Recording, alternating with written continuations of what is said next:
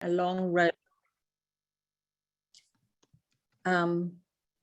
This has been a long road to get us here, and those of you that had joined us earlier will hear that I've blamed it all on her for a chance comment she made. And I would like to thank all of you for contributing in one way or another, and for helping form the perspective that we're now taking within this conversation.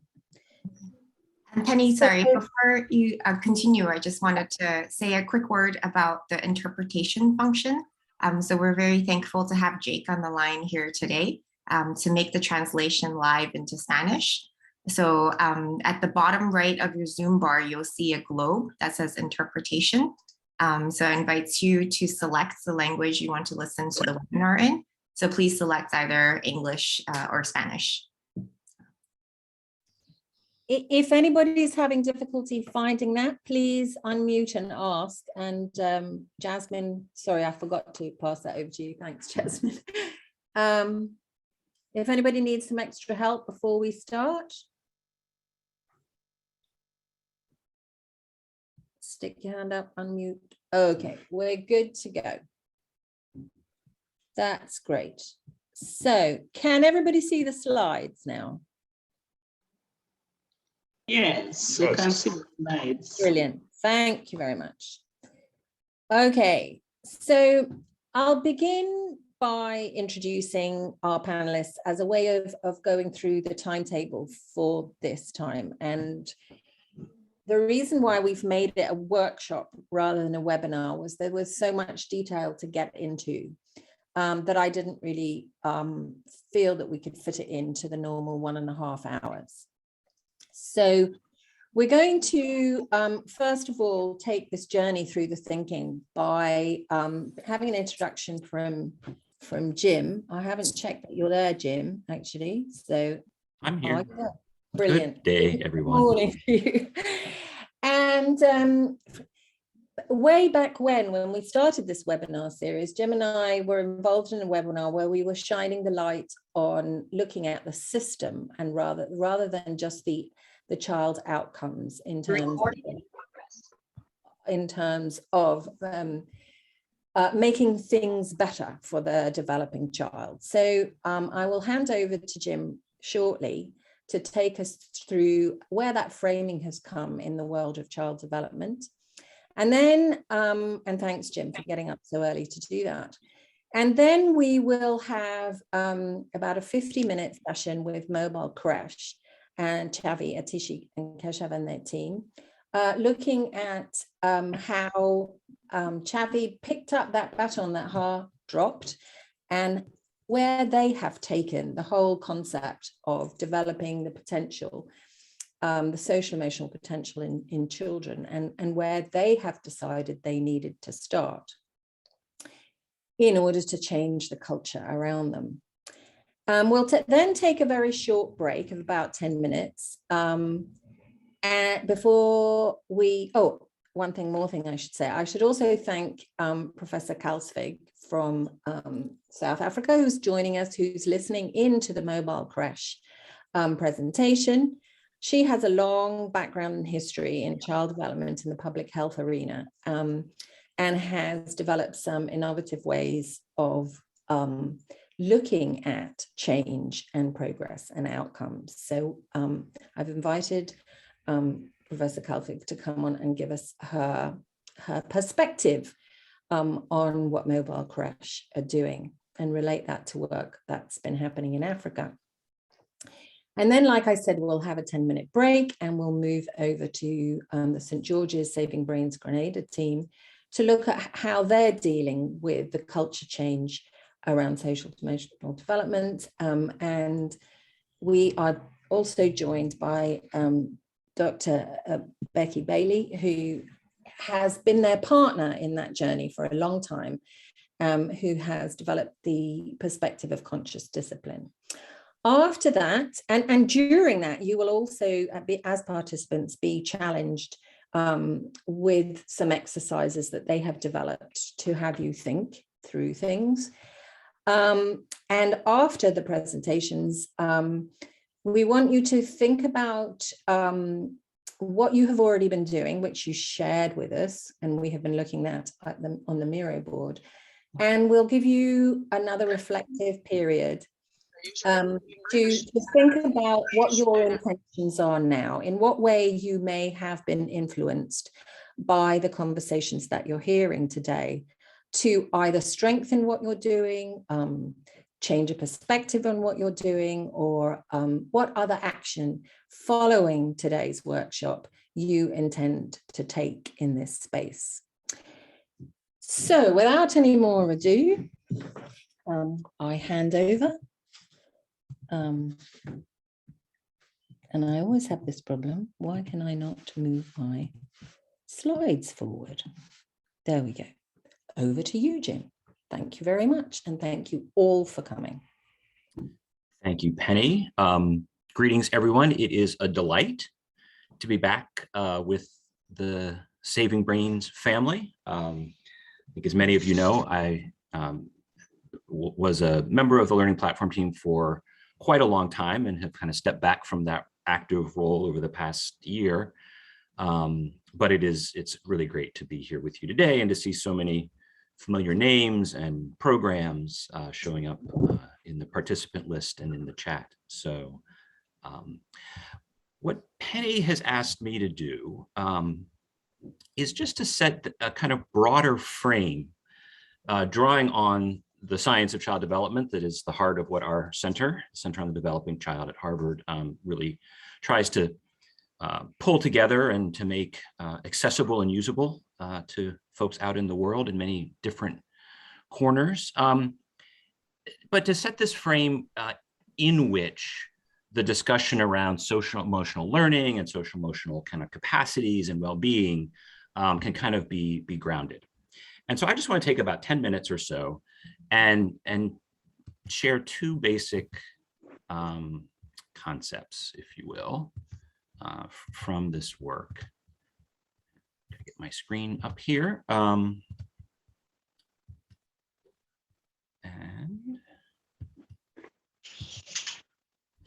so in some ways, we can think about the whole journey of child development as building resilience.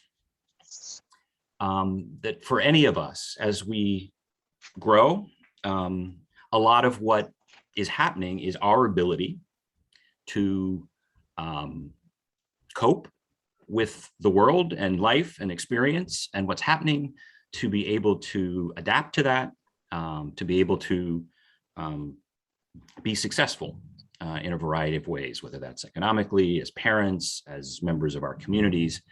And at the heart of that is the science of resilience. And there's some key elements of this that are really important, because this is a term, I don't know how it is in other cultures, but certainly in a United States context, that can often be interpreted or understood in a way that actually isn't quite accurate, and it gets us in trouble sometimes. So what do we mean by this science of resilience? Here is one among many sort of definitions, but it's a good one. It's basically, we're talking about the ability to achieve a good outcome in the face of hardship or adversity. This is perhaps the most important sort of clarification around this. Too often, resilience is portrayed as a trait. We either have it or we don't. But that's not actually what the science tells us, that this is a set of capacities that are built over time as part of the developmental process. And so it's in this interaction between protective factors in our kind of social environment and our own biology, our genetics, our biological systems, and so forth. That's where this is being built. And it's a combination of supportive relationships, adaptive skill building and capacity buildings, and positive experiences. And so this is the space in which we can set the foundation for building resilience. And as I said, this probably sounds like, and it is, a lot of the core of what we talk about of what's happening in terms of positive child development. To try and explain this, we have developed, as we like to do at our center, a metaphor to think of resilience as a scale. And so we can think of how in any of our lives, we are dealing with a mixture of negative and positive experiences, potential outcomes from those, and that those are, in a sense, being balanced on this scale. And what we're learning from the research is that there are several things that help support and build that resilience and kind of help weigh that positive side of the scale in our favor. Talked about responsive relationships, the critical foundation of stable, responsive, supportive caregiving between adults and kids. Interestingly, it's also between adults and adults. And I know that in the stories and cases and work later on in this workshop, we're going to get into that in the work that both Mobile Creche and Saving Brains Grenada have done.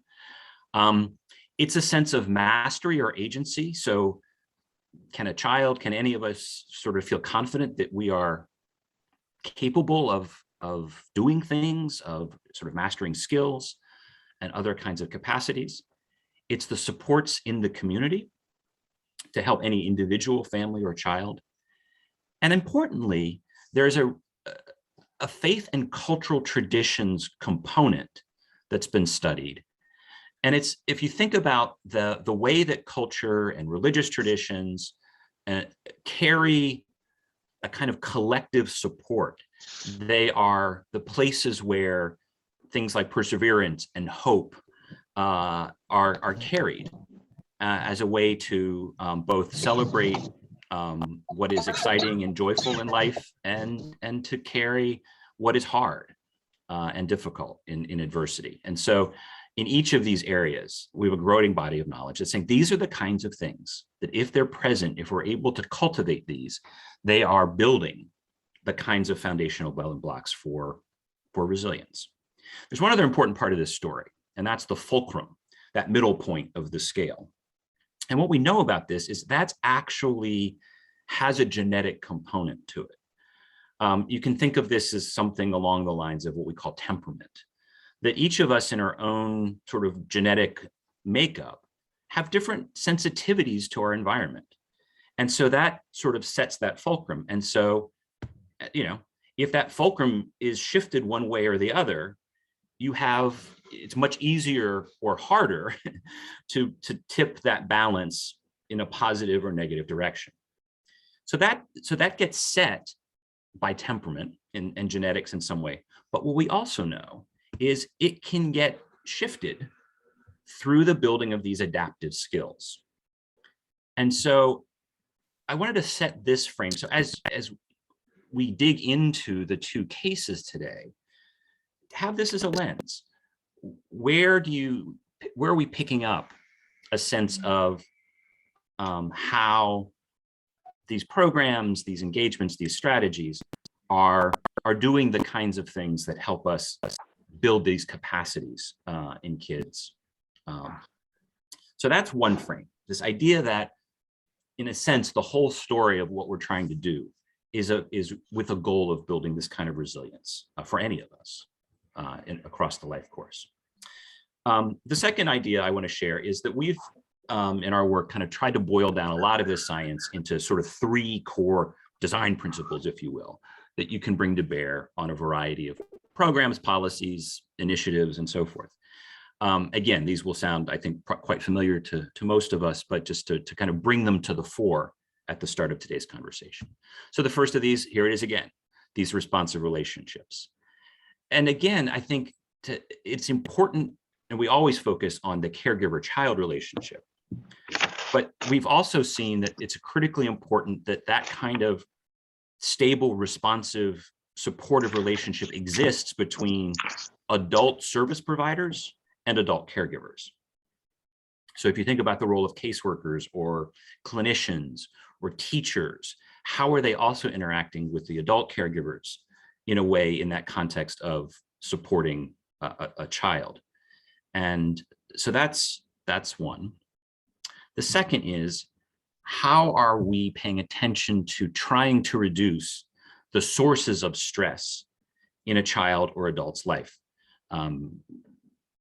Most of you are familiar with the idea of toxic stress, that this persistent, chronic, elevated activation of the stress response system in young children can be damaging to brain circuitry, to other biological systems in the body, and builds up a kind of corrosive effect over time that can lead to a lot of learning, health, and behavioral challenges down the road. And so how are we looking at what are those sources of stress in the lives of families? Are there ways in our programs and approaches we can try and, in whatever way, work to reduce those?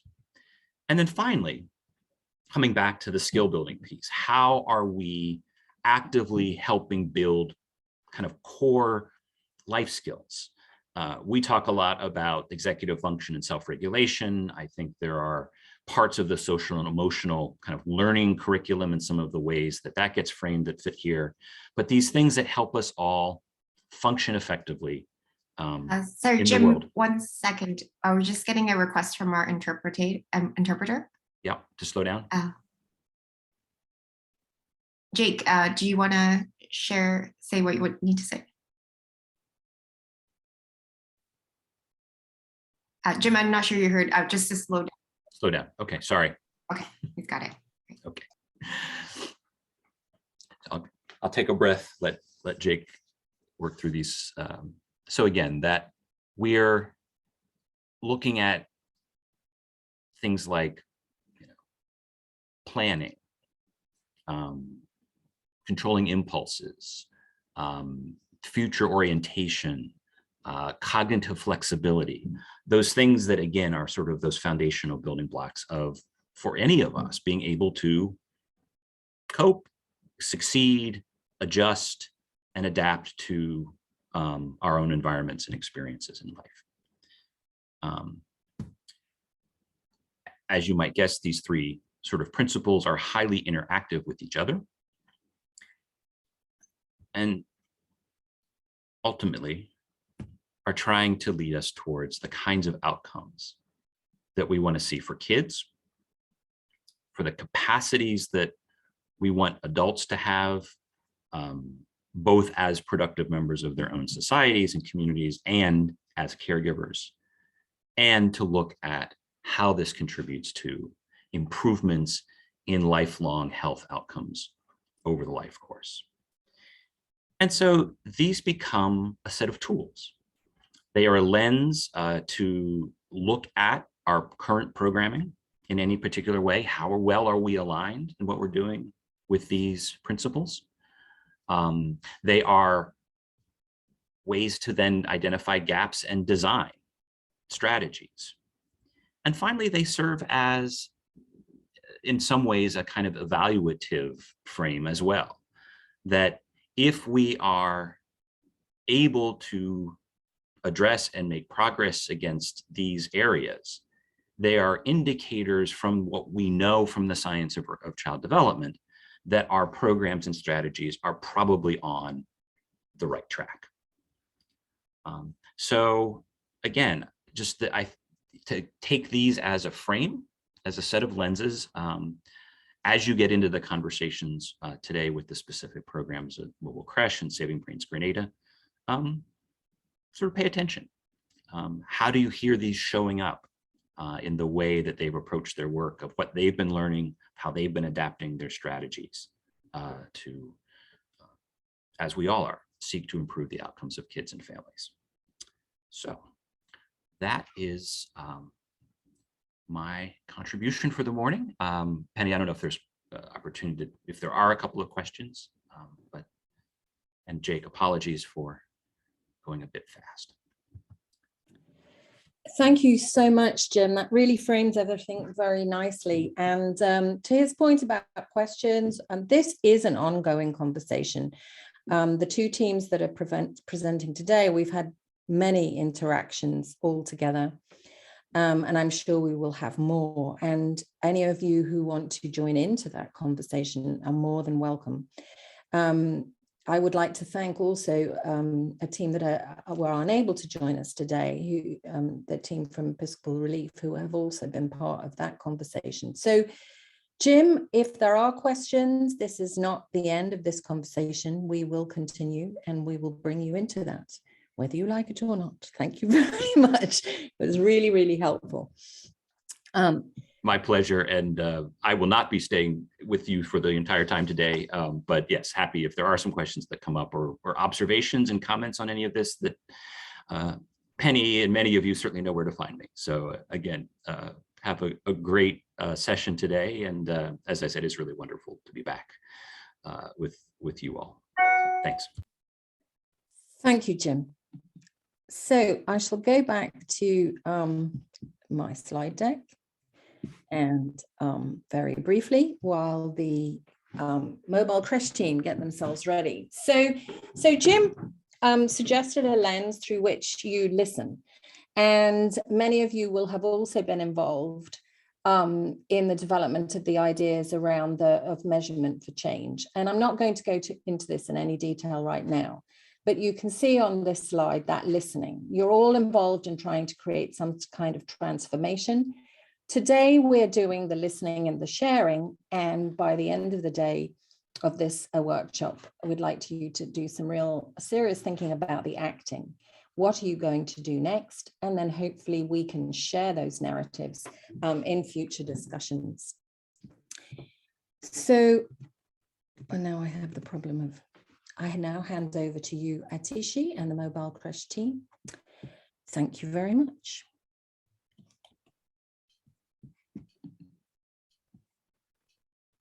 Thank you so much, Penny. I would like to request Ankita to start the presentation.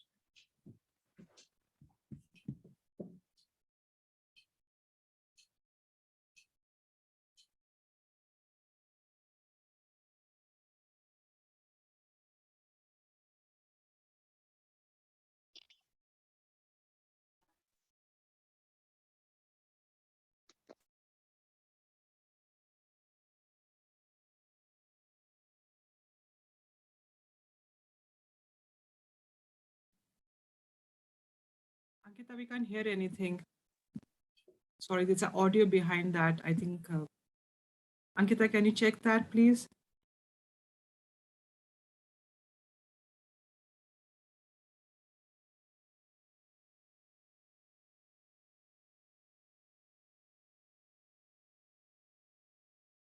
Sorry, I was on mute. The audio was not audible. Yeah, because you were on mute. Okay, so sorry. I'm sharing it again.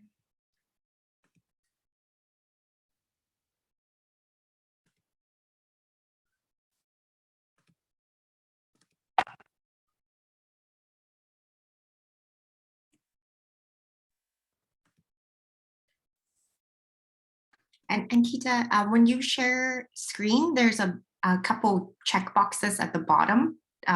If you check, I think that might help. Yeah, I did that somehow. One second, give me a second just.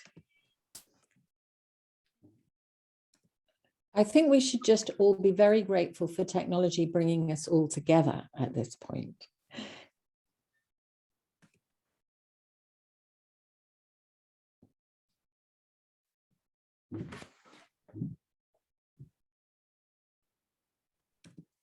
Mobile Creches is a 53-year-old New Delhi, India-based non-profit that works with government and civil society partners across India to ensure rights to early childhood development for every child under 6 years. We were born on 14th March 1969 during the planning of Mahatma Gandhi centenary celebrations. It could not have been more symbolic. Our founder, Meera Mahadevan, in an early morning walk saw migrant children in the dust and rumble while their mother laid bricks at the site at Rajghat. That is when she built the first creche for their children with minimum funds. Mobile Creches believes that every child has a right to the best start in their life to achieve their full potential. MC aims to bring transformational change in lives of vulnerable young children through its quality childcare services, capacity building across partners and communities, and systemic changes through demonstration, knowledge, and influence. thus laying the foundation for caring childhood that transforms future life outcomes. With a clear mission to accelerate access to quality early childhood development for vulnerable children by supporting sustainable ecosystem, we have set a very ambitious target of reaching 500,000 children and 1 million parents in next 5 years. We stand at 20,000 outreach numbers in the current year. Like any good theory of change, we emphasized on the foundation of our organization. We are cognizant of the fact that to run effective programs, we need right people, a strong funding base, and efficient and robust system. This enables us to expand our core functions. The access to quality childcare services, improved childcare practices by parents and caregivers, linkages to government provisions, availability of rich transferable reservoir of ECD knowledge and child-centric policies will give us thriving children, empowered parents and communities, strengthened CSOs, responsible employers, and a supportive government, thus creating a sustainable ecosystem. The important thing to flag here is that the people who are responsible to bring the vision of mobile creches alive. We all know that the foundation of any organization are its people. Meanwhile, two separate studies informed us about the gaps with respect to gender and social emotional learning among children, primary caregivers, ECD workers, and a need for safe spaces within the organization for their employees.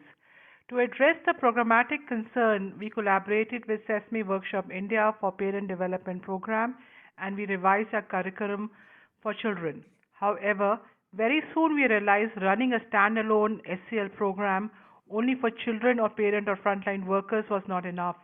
To bring about the change that we envisioned, we had to work at every level, from the trainer to supervisor and with all the other staff members irrespective of their role. The organization continuously interacts with various stakeholders in larger ecosystem and within its own organization's landscape. Hence, it is equally important to maintain harmony with individuals working within the organization as much as people outside of it. For example, if a team member from program has friction with the person in supply department, it may delay supplies to children.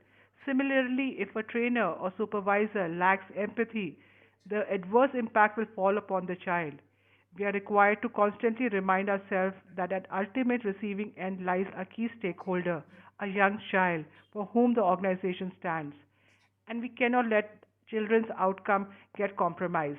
Therefore, working with mobile creches staff across various levels and departments is a first step towards shaping thriving children.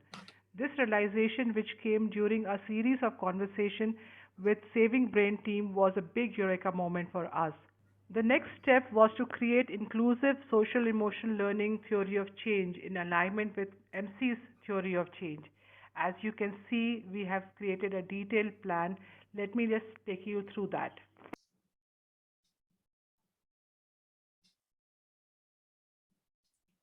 You're on mute. Yes, sorry. Whatever problem. Greetings, everyone. I'm Chavi. I'm heading the childcare services and capacity building in mobile creches. I'm accompanied by Ankita, Isha, Keshav, and Atishi, who are the core team members of this intervention.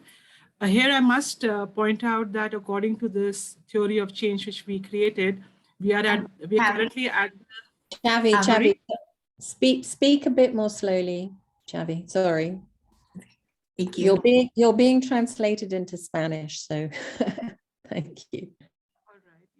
Here, I just want to point out that according to this theory of change, which you can see, our current stage of social emotional learning intervention with the M for change is at second level from the bottom. So we are at the second level. We'll speak more about it later during the presentation. Ankita, if you can move the presentation, yeah. We began in July last year, where we created a team of 6 members from across various departments. By August, we had inclusive social emotional learning theory of change in place, which you just saw. September, we zeroed down on values and developed corresponding indicators. We tested with the core team, which was very, very challenging. 2 team members moved in tier 2 as they were unable to meet the indicators. More about that later in the presentation. now we are left with 4 change agents who will be presenting each slide one by one. However, in November, December, we added 8 new members. Today, we are a total of 14 members. So we expanded further, out of which at least one of them represents one person from each department, including enabling functions of the organization. Over to you. Thank you, Chavi ma'am. Greetings to all. I am Isha, working as a deputy manager in Mobile Creches, India. The core team or tier 1.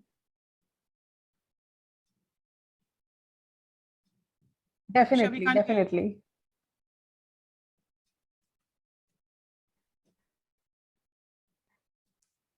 Isha, we can't hear you. Sure. The core team or tier 1 began with a larger objective to create a safe space where trust would be one of the non-negotiables. Proceeding to that, we identify the competencies as what we needed to achieve in that safe space at work, which you can see here on the left side of the presentation. These were humility, empathy, open sharing, vulnerability, and a nurturing and ethical workspace. Now, the next step was to break those competencies into action points of how would we achieve them. We came with the detailed indicators for the listed competencies.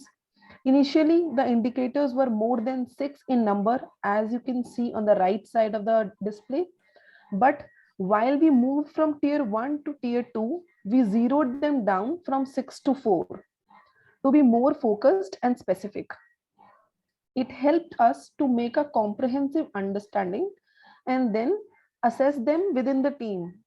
Now we are working with these 4 indicators, which you can see: accountability, integrity, respecting boundary, and empathy. These are the standalone indicators customized as per our need with the tier 1 and tier 2 simultaneously.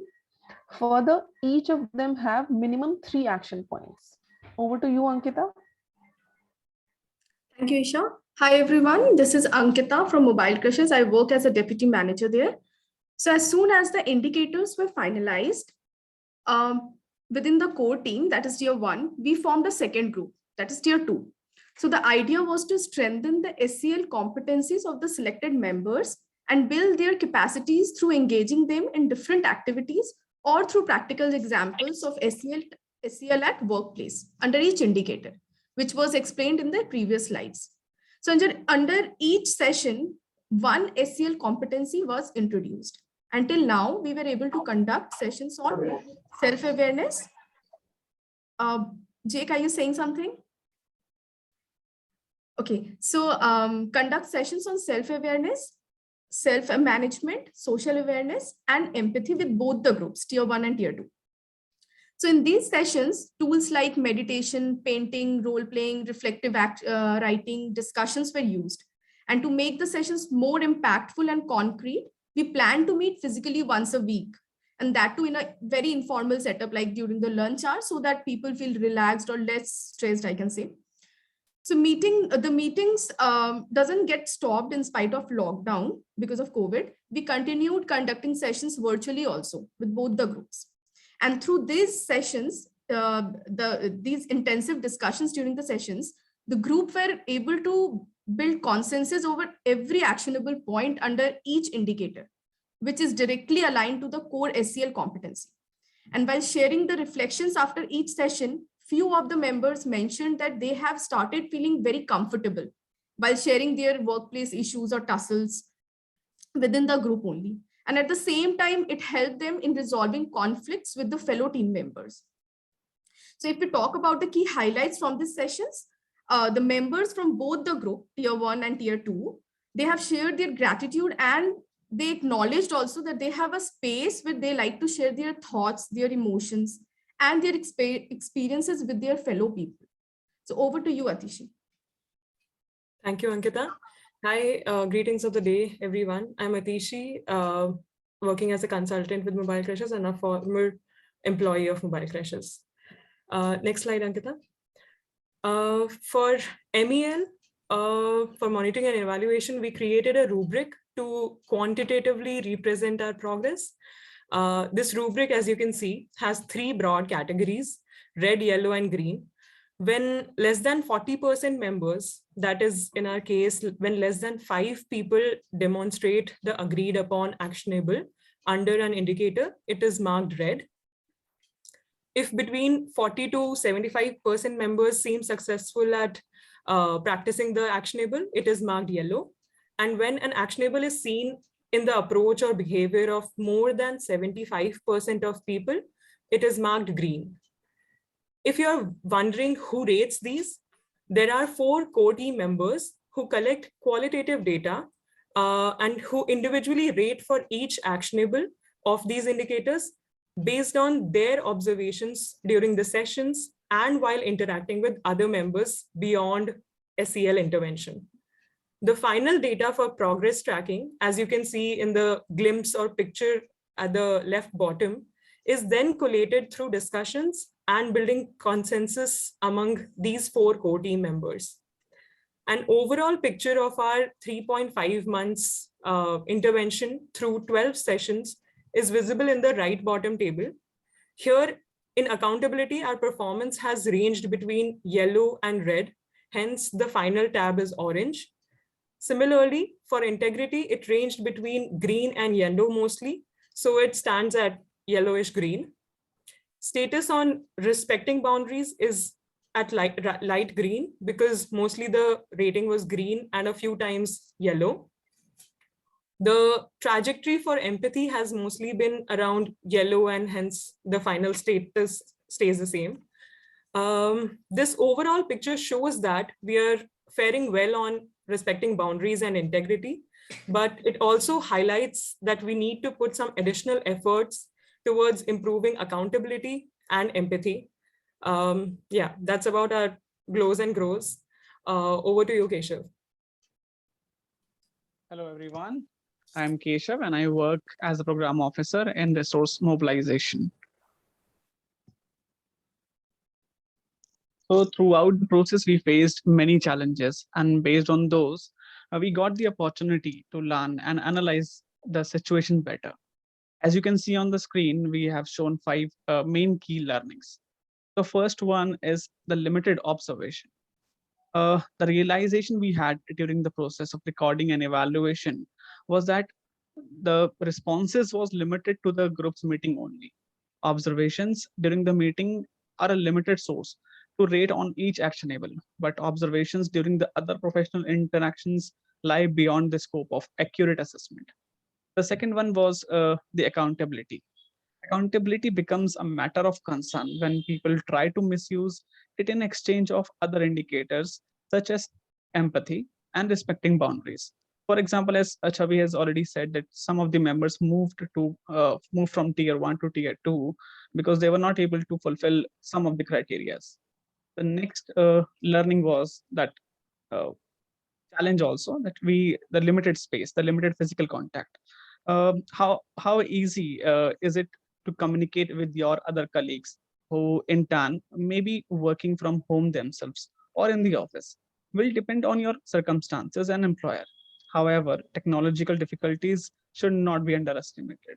Due to COVID third wave in Delhi NCR, there was a shift of physical meetings to virtual mode, which caused disruptions in active participation by all the members, even by the core members also. The next point is the flexible approach. So it has both pros and cons.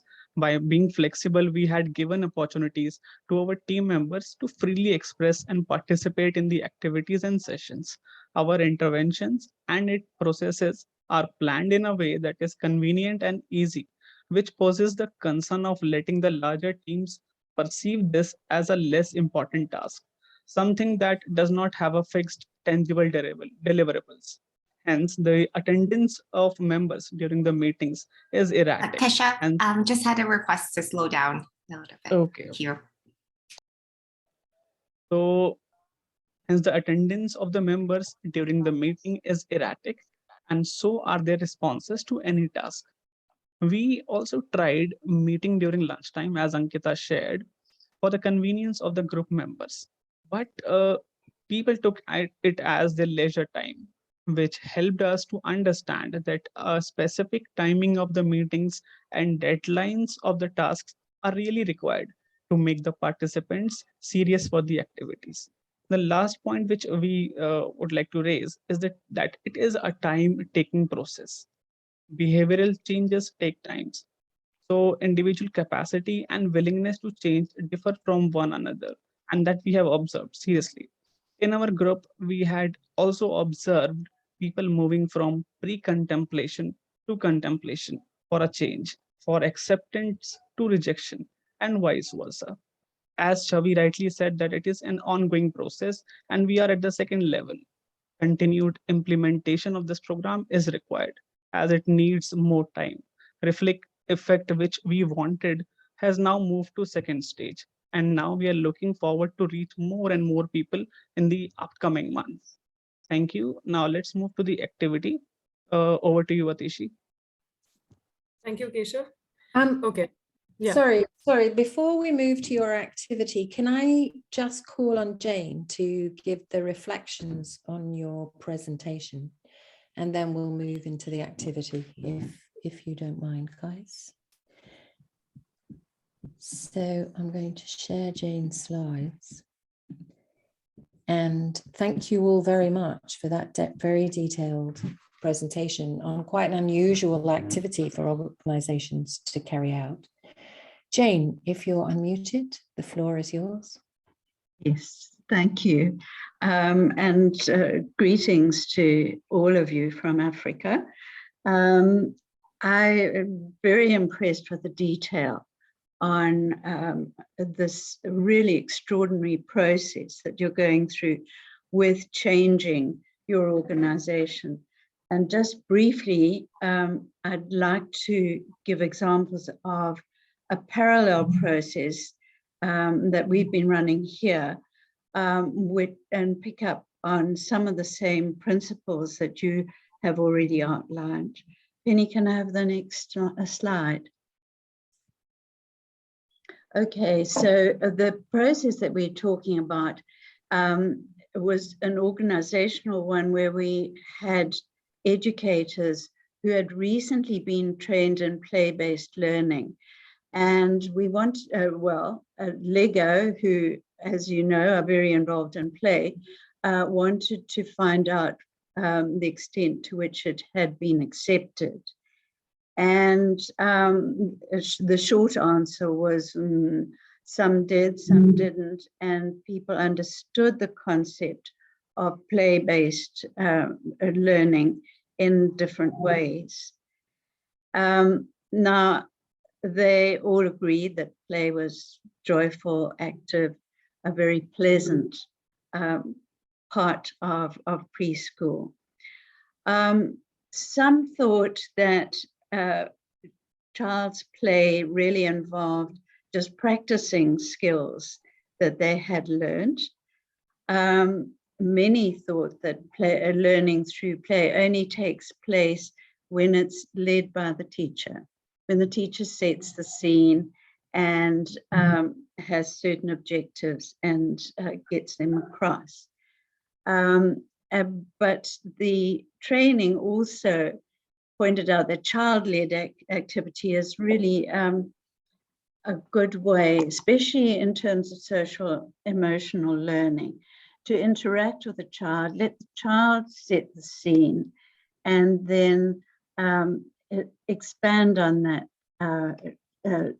scaffold what they're doing to enable them to get a more enriched understanding of what they're talking about. The take-home messages there is that the process of changing organizational thinking and behavior is not simple, which is exactly what we've been hearing from the mobile clinics group, Creches group.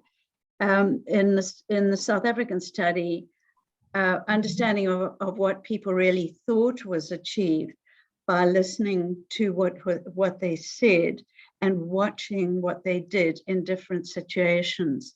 That was the only way that we got that more nuanced understanding. It was a painstaking process, but really worthwhile, so that we understood the gaps and where we had to go in future. And because this process of changing organizations involves a wide repertoire of roles that the preschool administrators and educators do, their competencies, their prior beliefs, and so on. So progress towards consensus may be uneven and slow, but it's really very, very worthwhile.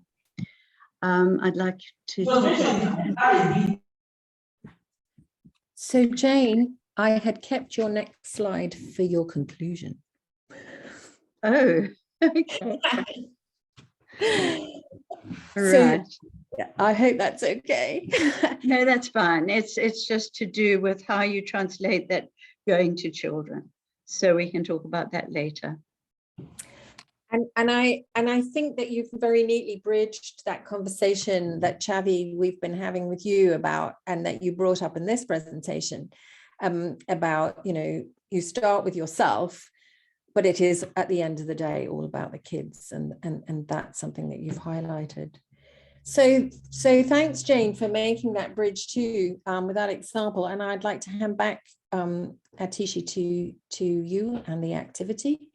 And just as Mobile Creche has been talking about before, you know, this is about experiencing things. It is about doing it. So we want you all to now shake your heads, concentrate on the instructions you're about to get. Thank you. All right. Thank you, Penny. Okay, let's all do a quick fun activity to get the essence of what and how our intervention works. But the prerequisite for this is to be completely candid and honest about your responses. You'll understand what this expectation means when we start the activity. Okay, next slide. 1 second. Yeah. Okay, so what we need is just think about a time when you heard some baby crying in a public space, for example, a park, a train or flight, or even a movie theater. What was your reaction? How did you feel? And the second question is, how did those around you feel and react? Let's take 10 seconds to think about the responses, and then anyone who would like to share, please share.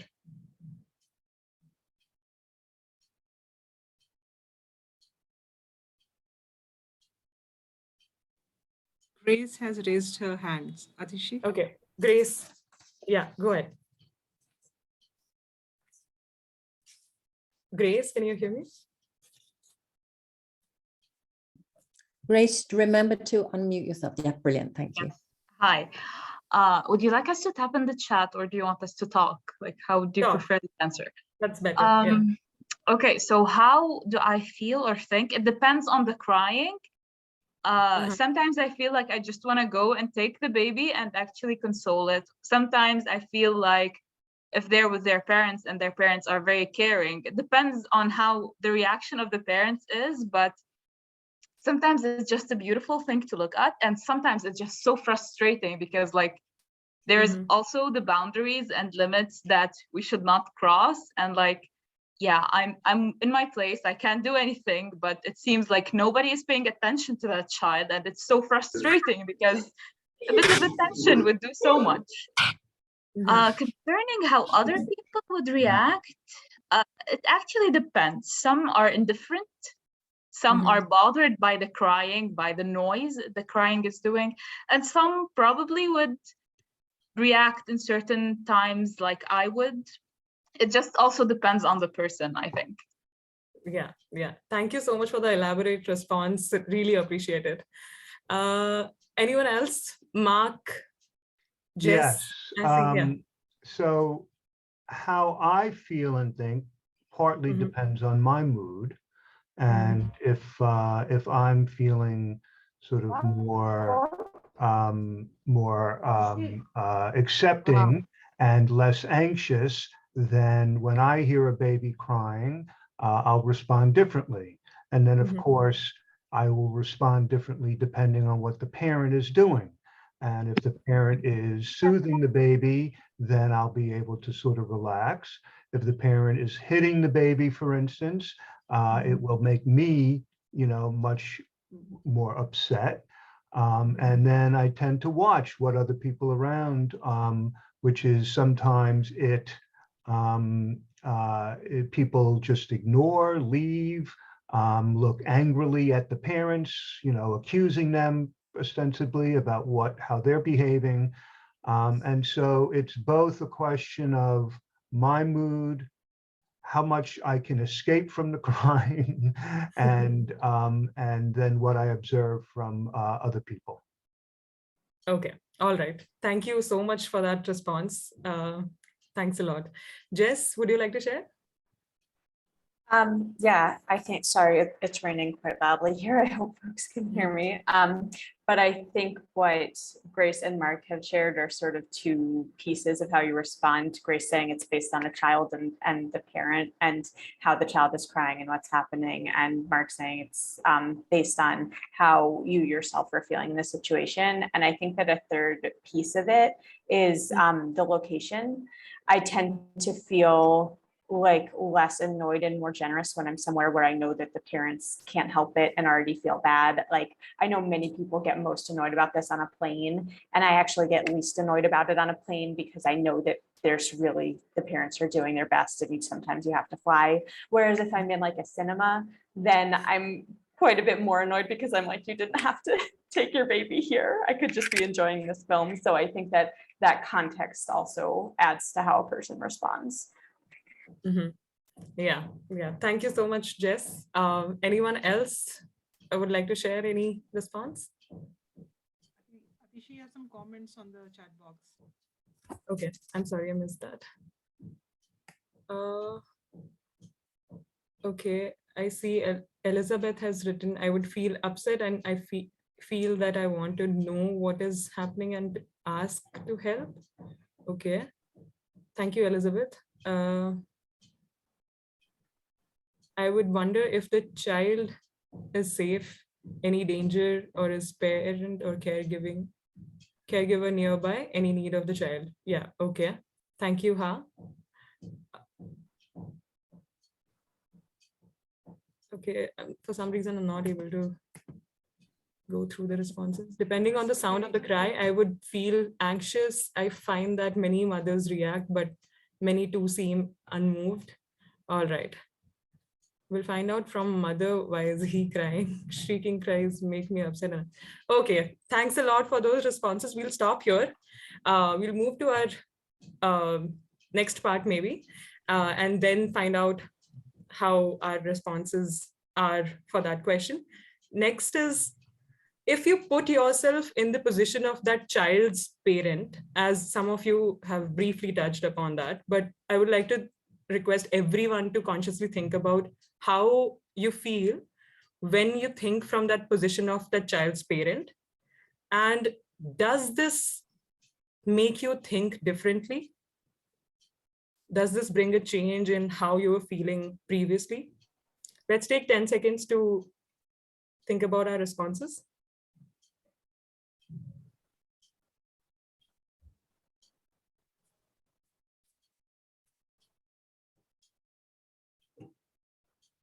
Embarrassed sometimes. Okay.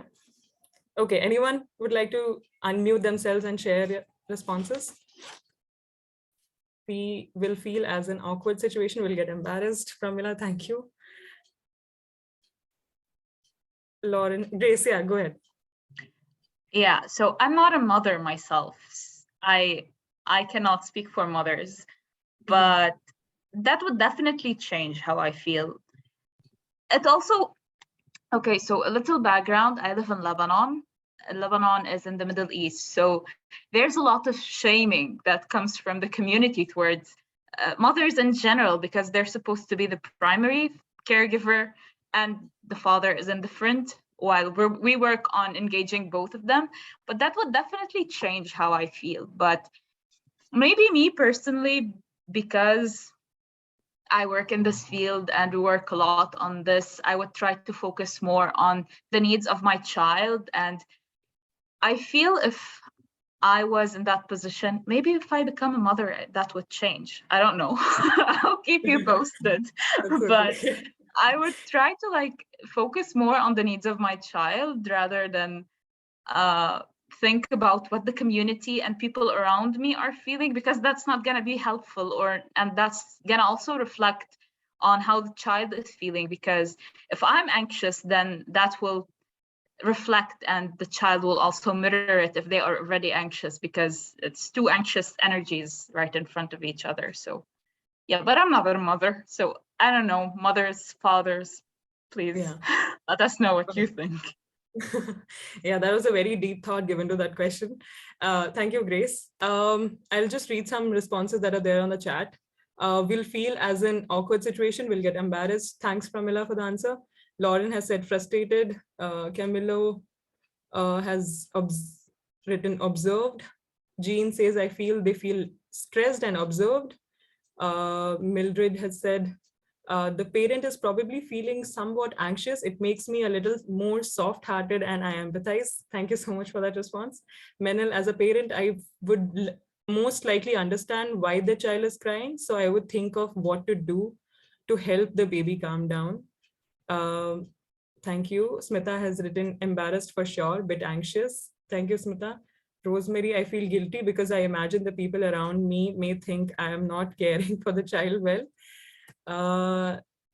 Suliat says, feel some kind uneasy, pet the child to stop crying, sing to the child wherever possible.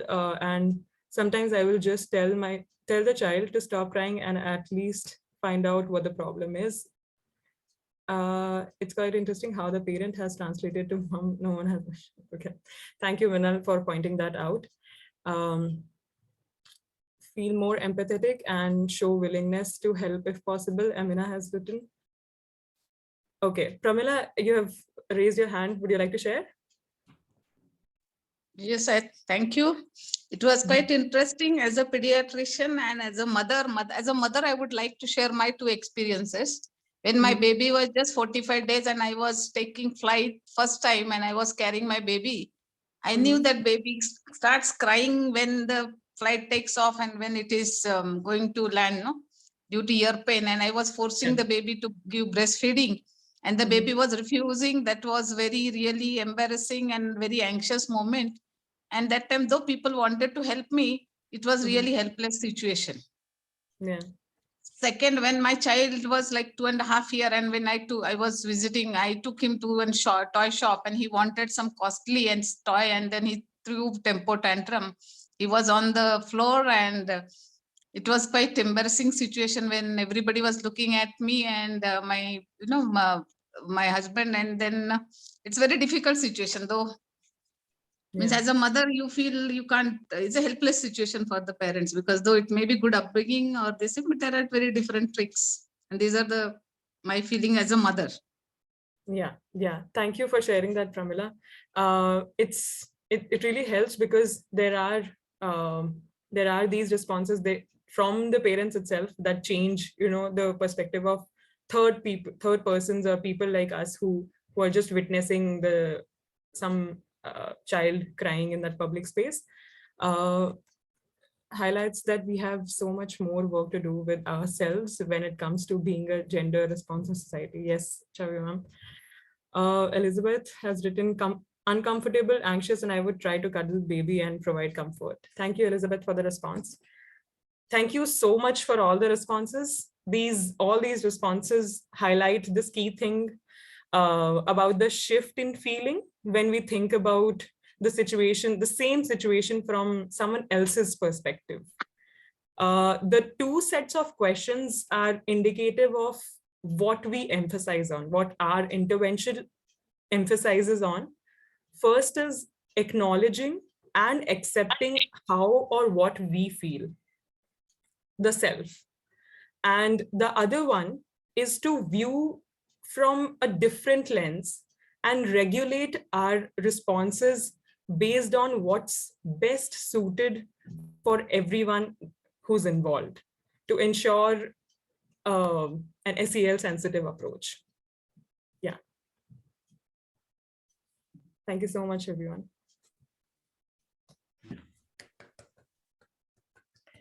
Thank you very, very much to all of you. There was an awful lot of information there to take in, and we have already had a question in the chat about, will we get the slides? Yes, there will be a recording made available, because although I've been part of listening to you developing this, I certainly want to go back and re-listen, because there were so many layers of thinking going in there.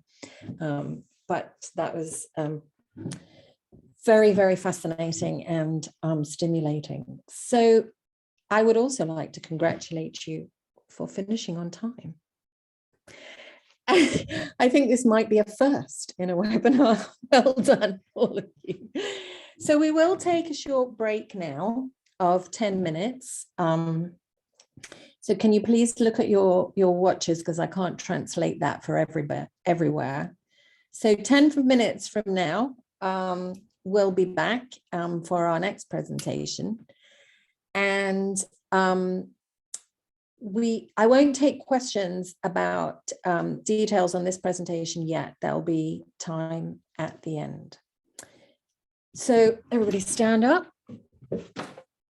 move around a bit, and we'll see you in 10 minutes. Thank you again.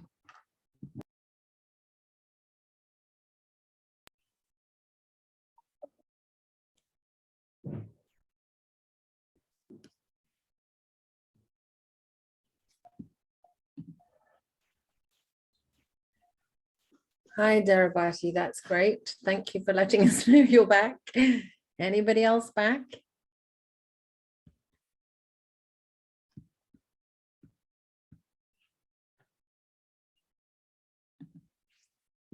That's wonderful. Great to see you all back. So again, thank you very much for starting us off in the first half of this session, Mobile Creche team. And Jane. Now we're going to move on into the second half. But I'd like to just take one brief thought. Those of you that got back a little bit earlier may have seen that I had been putting up the M4C slide again. And Jim did give us some layers of thinking. But we also heard through the Mobile Creche story that they were looking at different ways of being informative, of including people, of looking at how when somebody does something, how that's responded to, the interactions, about different people's needs and people working at different paces, and about how their whole process has been thoroughly dynamic. It's not been static in order to transform their workplace and create impact.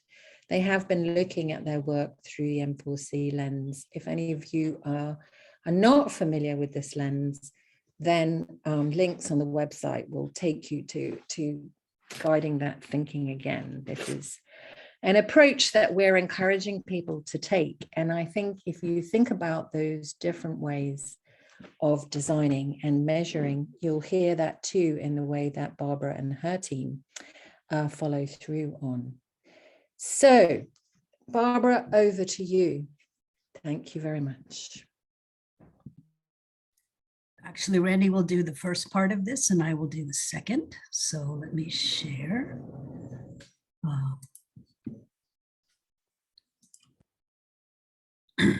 Okay, over to you, Randy. Thank you very much, Barbara, and welcome everyone. Good morning, good evening, good afternoon, wherever you are. Sorry, Randy. I should have said, remember, Jake is doing a brilliant job in translating this into Spanish, but he does need us to speak slowly. Thank you. Thank you for the reminder, because it's going to be incredibly hard for me to speak slowly. I've had coffee this morning, so I will try my best. We just want to run you through a really quick introduction to Saving Brains Grenada. And this is something that we've been working on for the past about 7 or 8 years in Grenada in the Caribbean. And this is Dr. Landon and myself who've teamed up initially to launch Saving Brains Grenada, and more recently in 2018 set up a more formalized center called the Caribbean Center for Child Neurodevelopment, in that we're continuing to develop and will be following different strategic streams to continue to develop capacity and early child development in the Caribbean. And hopefully we'll be able to make connections and create partnerships and south-south relationships with developing tropical regions around the world. Next slide, please, Barbara. Yes, I'm having a little trouble advancing. There we go. Oh, there we go. We can do this one pretty quickly. So this is one that we often see when we're going through the literature, this classic studies, these estimates of 200 or 250 million children around the world under age 5 who will not meet their developmental potential because of neurodevelopmental impairments. And so we're looking at, this is the call to action.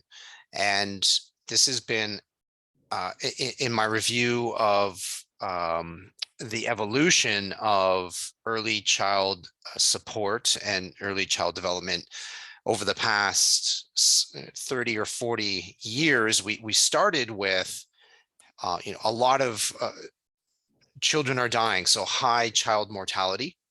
Sorry. No problem. Oh, and sorry. so the initial Sorry. so the initial Go ahead. Okay, so the initial idea was we need to prevent child mortality, and we did a pretty good job with that, looking at nutrition, looking at making sure moms were healthy.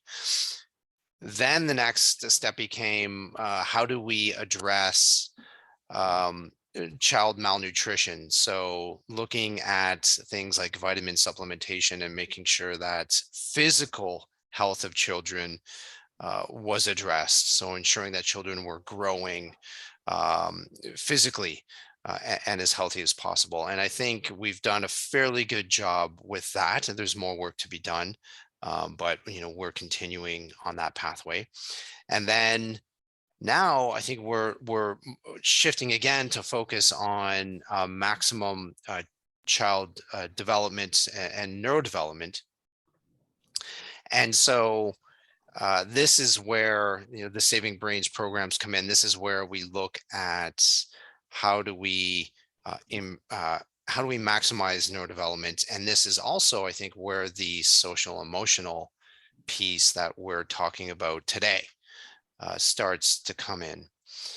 And so the big question that is still hanging over my mind that I haven't been able to answer, and we've had many discussions about, is when you're looking at child mortality, the marker for success is really clear, right? Either a child is alive or a child is dead. When you're looking at things like physical growth, the marker for success is clear. You can look at child weight or length, or height, and you can clearly know whether you're having an impact or not. The marker for success for maximizing neurodevelopment is not so clear cut. And we have to be very good at developing measurement tools to capture the impact that we're potentially having. And that is one of the strategic streams of the Caribbean Center for Child Neurodevelopment, which is to develop those tools and to validate them. And I think it gets even more complex and hard to measure potentially when we're looking at social emotional interventions, developing social emotional connection. And so in the nurturing care framework, we believe that something is seriously lacking. And so the closest we get in that framework is responsive caregiving. But we don't think that responsive caregiving is directly acknowledging or capturing social emotional connection. And of course, neurodevelopment critically includes brain circuitry for social emotional connections in order to live within the community. So in conscious discipline, we say that connections on the outside with other people create neural connections on the inside in the brain. Next slide.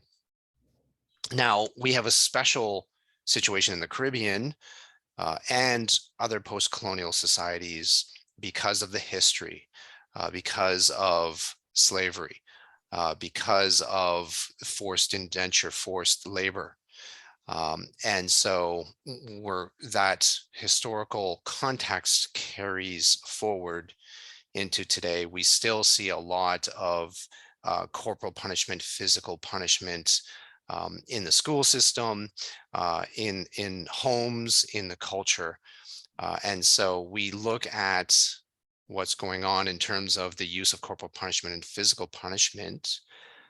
Going back to that scale that James was talking about, that's a very negative weighting on the scale, which we theorize counters social emotional connection. So in theory, if you're using a lot of physical violence and punishment with children, then you should, that is counter to social emotional connection. Next slide. We also know that violence is a leading public health problem. It might be the leading public health problem. So we've published some papers on the impact of violence and how little attention it receives within public health, even though it's one of the most costly conditions, if you will. And so we know 1 billion children ages 0 to 14 are regularly exposed to violence, according to UNICEF. Youngest children are most affected and most likely to be at the receiving end. And the adverse effects of violence are well known. And it's not only a human rights concern, it's also a social justice concern. And it's also a public health concern because of all the health impacts that are, and chronic diseases that are associated with violence. Next slide. Whoopsie, sorry. No problem. Mouse is faster.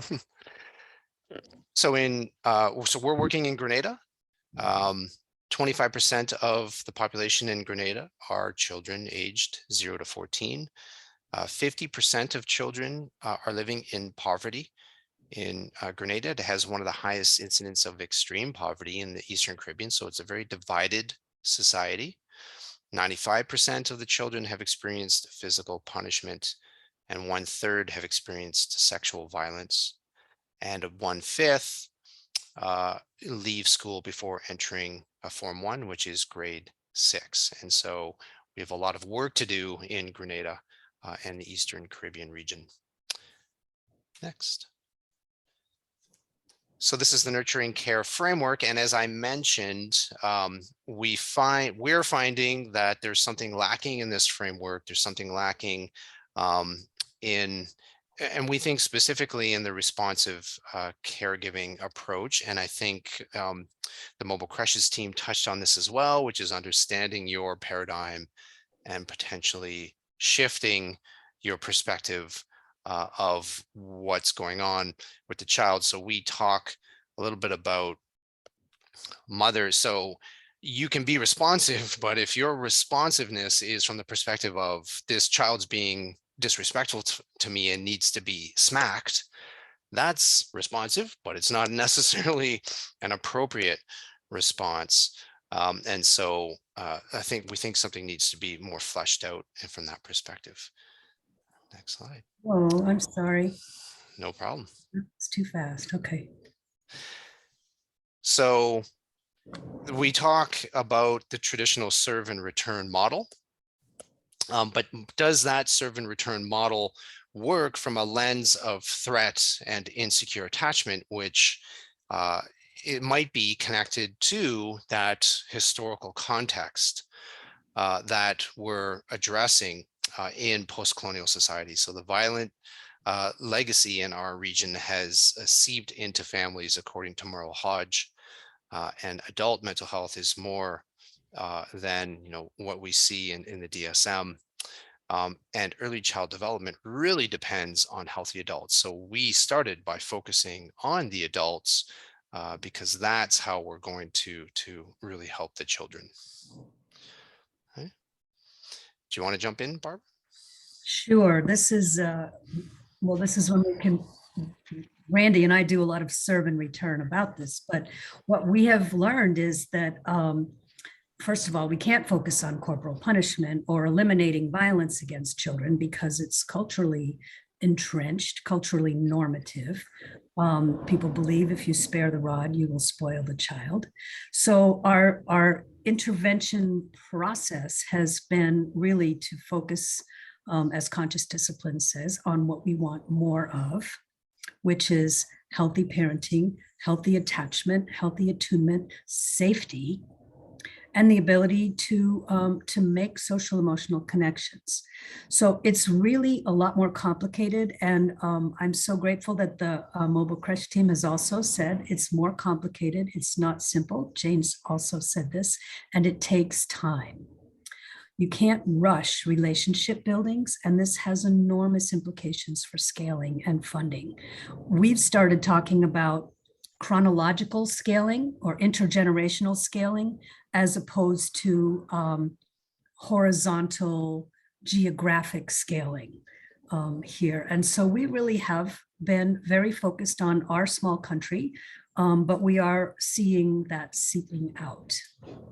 So just a little bit about conscious discipline, which is the curriculum that we use. And I'm so glad that Grace and Pramila talked about those experiences of a child being upset and stressed, because the adult's brain can regulate that child's brain.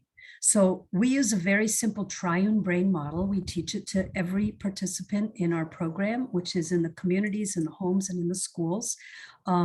It's obviously a very simplified brain model for anybody who's a neuroscientist here, but it starts with a basic brainstem state, which is all about survival. Am I safe? If I'm not safe, then I will steal, I will lie, I will cheat, I will do whatever I need in order to stay safe. If I am safe, then I can move up metaphorically to the next part of my brain, which is the limbic system, slightly newer evolutionarily, which says, am I loved? If the answer is no, I will spend my life creating drama in order to get love. If the answer is yes, then I can look around the world and say, what can I learn? Not only a child's brain, but an adult's brain is the same way. So an adult in that survival state is going to punish or abandon. In the emotional state, they will blame or fix. In the executive state, they will say, I can teach you, I can help you. So we start out by teaching the brain and by teaching how to acquire that perceived sense of safety for the adult. In the first picture we showed, there's a child blowing on a windmill. We're teaching diaphragmatic breathing, or the first skill in conscious discipline, which is composure. And those stressed babies that you talked about on an airplane, they have a tendency to spread that stress out, right? So they don't feel safe. So now the adult, the parent, doesn't feel safe either. But if the parent regulate their state, if the parent can regulate their state, then they can help the child begin to regulate their state. Our theory of change is quite simple, and it really hasn't changed very much over the last 8 years. We believe that if we can build safe, connected relationships among the adults, as Jim said, between our delivery agents and our parents and caregivers, then they will build safe, connected relationships between their with their infants. And that will lead to improved child development and reduced maltreatment. So the parent caregiver perceptions of the child are what we really work on, as well as the social connections. Key assumptions: neurodevelopment improves with safety and connection, following on our brain model. Violence, poverty, and a chaotic environment precludes safety and connection. This is sorry, Barbara, sorry to interrupt. Just a request to speak a bit slower. Oh, thank you, Jasmine. So the idea that adult self-regulation begets child self-regulation, and that the cultural practices that we encounter here, and we've done a lot of investigation of attitudes towards corporal punishment, that's ongoing. The focus among Caribbean parents has been, I want respect, I want obedience. And while those are very important for parents, especially when they need to keep their children safe, not conducive to connection and therefore to human health. So as Randy said, connections on the outside build connections on the inside. And our approach has very much been bottom up. So we have worked with individuals and with ourselves and in our team to build social emotional connection, just as the mobile creche team has, but to spread that out in a culture in which corporal punishment and harsh child rearing are the norm. So this is where we think that that lens of serve and return, as long as the adult is responsive to the child, everything will be fine, doesn't quite define what we're trying to do. So conscious discipline, and I'm so grateful that Dr. Bailey is here with us, says we can't teach children skills that we don't have ourselves. Discipline isn't something we do to children, it's something we develop within them. We will focus on solutions, not problems. And we have been paying very careful attention to cultural adaptation. We have so many success stories that we are now compiling about using this model in schools and in homes. But we've been following a very iterative practice and lots of consultations for the past 8 years. Taking a program that was really developed in the United States, but is definitely not American if you look at America. And it's really it's universal, and it's really, the message is pretty much about love. Whoops, I'm sorry, I have a very fast mouse here. So the key components are that we use this basis of attachment and attunement, building that among everyone. We have what we call I love you rituals, which are songs, nursery rhymes, some of the words to which have been changed. We've had some great success adapting those to more Caribbean calypsonian music. And then we teach everyone how to wish well. Wishing well means putting your hands on your heart, taking a breath, and extending that out as you exhale. We do a lot of stop and go activities for impulse control, lots of joint attention activities for verbal skill development, tons of play, tons of music. We teach conflict management and problem solving skills. That's the executive function part of the brain for adults who will then teach it to children. We emphasize responsibility and literacy by giving everybody in the classroom or in the group a job to do, even if it's just a parent-child interaction with a roving caregiver. Everybody has a job because everybody matters. Optimal neurodevelopment depends in some ways on predictability and safety so that we can learn to be resilient. And connection is the glue that holds it all together. All the interventions are explained and taught in terms of what is brain smart. I'm going really fast. We have developed a manual, so this is just the bare bones of it. Skipped a slide again. Oh, I'm sorry.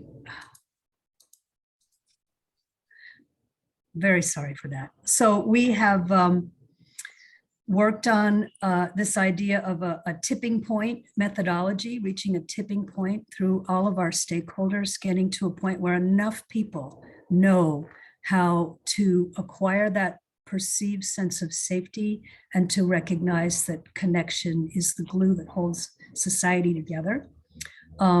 We have been focusing on this as a public health issue, using very specific skills such as composure, such as empathy, such as the ability to encourage a child without judgment, and conflict resolution skill, teaching everybody how to be assertive, which is that boundary part of mobile creche.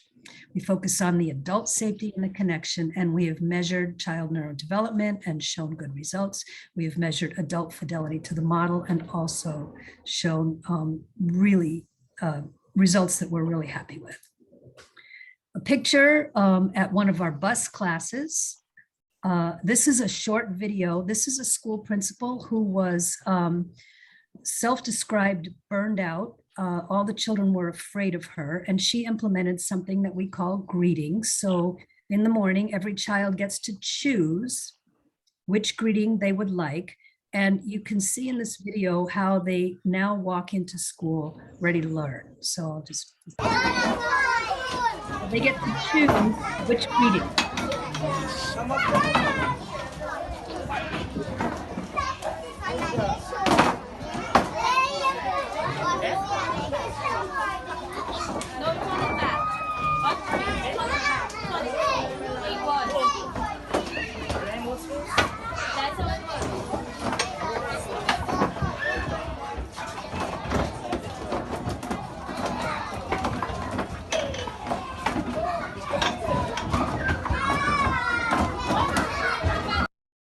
So you can see all the connection that is happening there. For scaling, we like to ask this question, now what? We are in the process of integrating more fully into schools. We'll have coaches in at least half of the pre-primary and primary schools in Grenada, with teachers and also working with the PTAs. Our roving caregivers who do the work in the homes, their home visiting program, who we've partnered with for probably the last 10 years, are going to begin teaching parenting classes because our mobile unit has gotten kind of old. We provide ongoing support for those roving caregivers. We're looking at data on attitudes and behavior towards physical punishment because, as others have pointed out here, it does take a long time for behaviors to change, even when attitudes do, or sometimes it's the other way around. Behavior changes, but attitudes don't. So we've been asking ourselves a lot of questions about the adult behavior of corporal punishment, which is what we started out focusing on for ECD. We have developed some manuals. One was for rescuing neurodevelopment in a home visiting program with Zika exposed children. It's a 12-session model based on conscious discipline. And then we've got a big manual with lots of songs and games and activities of how we have implemented this in the three settings: homes, community, and schools. We've got systems and operations in place, although our scaling has not involved geographic areas, as we have said, although we get requests all the time to go and talk to people in other places. We're really focused on building the measurement capacity in the region as well. As Randy said, we know that many measurement tools have been imported from other contexts and other places. So we are beginning to really work on building measurement capacity as well as intervention capacity. Here's a picture of some of our roving caregivers in front of our beautiful bus. Here's our team with many other helpers as well. But I just want to say thank you because we do really hope that we have focused on social emotional connection in our team. We don't believe that social emotional learning among children will ever happen unless it happens with the adults first. Thank you. We have an activity, but I think Penny, Yes, thank you very much, Barbara. So Becky, yeah, I'd like to bring you to the fore now and have your reflections on that really wonderful presentation. I can see in the chat we were all tremendously moved by the video. So thank you, Becky. Oh, good nice to see everyone from all over at all time zones, and what a pleasure to be able to be with you. So one of the things, especially in regard to what Barbara started out to do, is that we found also in the United States that our development of children has been kind of on a powerful and a powerless paradigm, or even our society, the powerful and the powerless. And the powerful get to do whatever they think is necessary for the powerless to keep them in their controlled state. And so that system works very well. So if that's what you were hoping to do, that's a great system. But one of the things we're looking at is intergenerational. So we're planting seeds to shift from the powerful and the powerless, which is based on rewards and punishments, over to something that's more compatible with the brain, so that we're basing our building blocks on safety, connection, and problem solving. And so we're not trying to fix an old paradigm. We're trying to start a new one. And again, this takes generations to pull this off. And I know everyone spoke about how much time it takes. And we're also trying to replicate what typically happens in social emotional learning. Our program really is a big self-regulation or resiliency program. But if you look at how we do it, we learn through modeling. And modeling, as we watch the adults and the models above us, as we did as a child, it teaches us how to express our emotions. If we look at responding, how people responded to our upset, how they responded to our conflicts, that teaches us how to manage or regulate those emotions. And then we all had what we call instruction, you know, those lectures. This is how you do it. This is how you sit here. This is what you're supposed to do. So in my experience is we've got to change all three of those, and we really need to focus on the responding. Most of us learn very well culturally how to express or not express certain emotions. We also know what we should do, but how do we regulate our own upset? How do we manage ours enough to be coherent in a culture that uplifts everyone? And how do we then teach children to do that? So we really focus on how do I regulate myself enough so I can respond to the child enough. And one of the first things we teach, and this goes back to the activity we did earlier, one of the first things we teach when anyone is upset, the first thing you do is you take a deep belly breath. You have to move your diaphragm, and do that with me. Let's take one. Let's just inhale through our nose, have our bellies go out, exhale slowly through our mouth, have our bellies go in. So here we go. Inhale, relax, exhale slowly, relaxing your shoulders, your jaw, your eyes. And then we wish well, which Barbara alluded to, but wishing well is putting our focus on our heart, opening our heart, because when we open our heart, we open our mind. We open our heart and imagine loving energy flowing through us. And I encourage each of you to try that with this crying baby. If you're close enough, what it does is wishing well turns off your judgment, opens your heart, creates an energy around you that supports. My heart energy can change your brain state. And so this is a phenomenal thing. So I encourage you all to go try that. And it's been a complete joy to partner with Grenada and see the results and see what happens in other countries. Actually, conscious discipline is in 77 countries. So it can culturally maneuver through because it's based on the brain. So I'm just excited to be here. You wouldn't believe what we've seen in Grenada of the joy on the children's faces, the joy on the parents' faces, and how that joy actually becomes the motivation to change their perception and to change their skill set, which requires practice and changing habits. But we have to see all behavior is some form of communication. not disrespect. And that takes many, many years and a lot of practice. So thank you so much. And Barbara, do I have 3 more minutes, 2 more minutes? Penny's the boss. Time's up. Okay. Do the story hand, Barbara, your activity. Do a story hand too. So Becky, I would like to bring you back at the end with your further reflection across. So I'm not shutting you down now. I'm shifting you to that thought to later. Thank you very much. So I think that's a segue into your activity.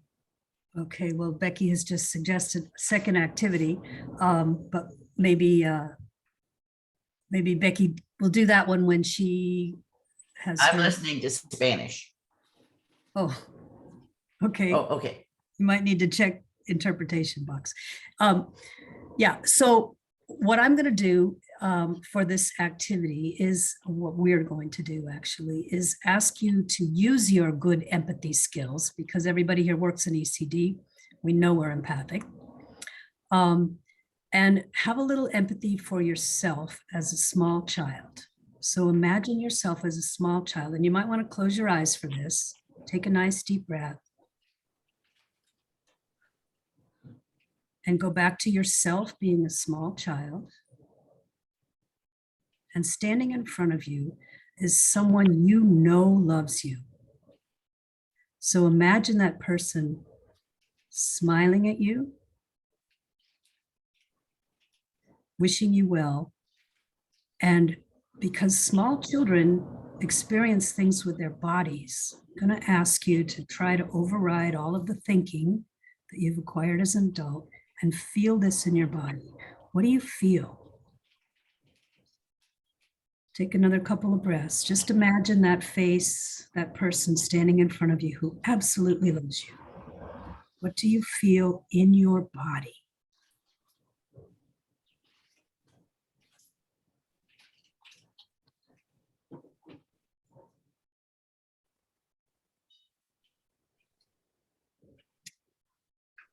So you might want to just register that with your cognitive mind and then shift, paying attention to your body again.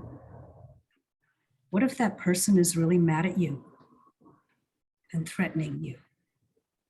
See their face in a threat. Or if that person never has done that, maybe there's someone else.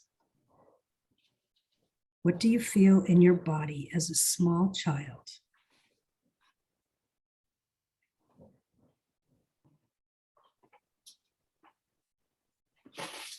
And then, because this is a thought experiment, an active imagination, come back to that smiling face, that loving face, those soft eyes.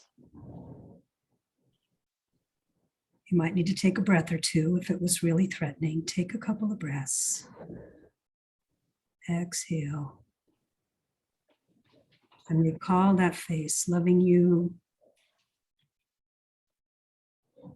And check your body.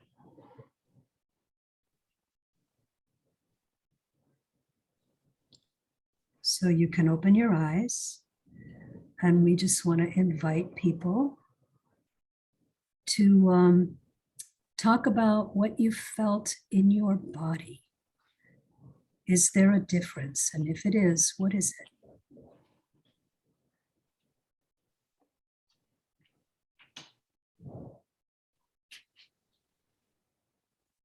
So warmth, secure, empowered, loved, cared for, valued, important. Those are all thoughts, but and then as opposed to tensed, fear, clinching.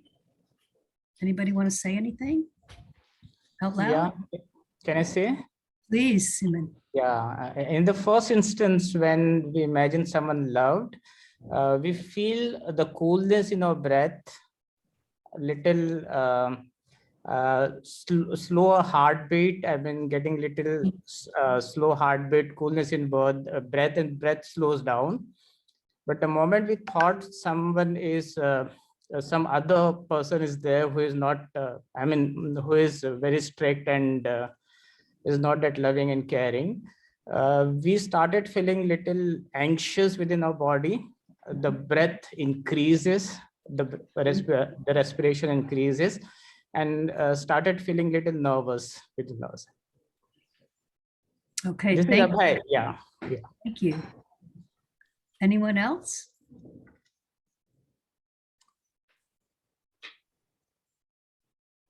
Grace said she felt closed down on herself, retracted, and shivers.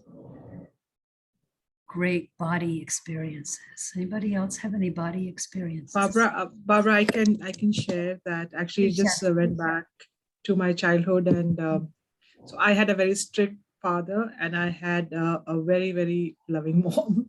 So I really felt close to her, and I saw her, and it felt very warm. I wrote also warm and very secure. I was feeling secure.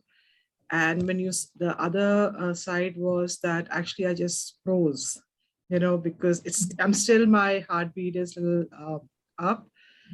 I clinched completely. I wrote that to you, and I'm still feeling a little not comfortable. Okay, so please be sure to take some deep breaths and come back to that experience of being loved and cared for. It's so true. And so imagine you're a grown-up, with all of your resilience and all of your intellectual resources. A child does not have those yet. So in addition to what we think about empathy, intellectual empathy is very important. It has kept us alive as a species for a long time. There's also a felt sense, a kinesthetic sense of empathy that we want to be sure we're promoting and sending out to young children. And that's why the wishing well part is so, so, so important.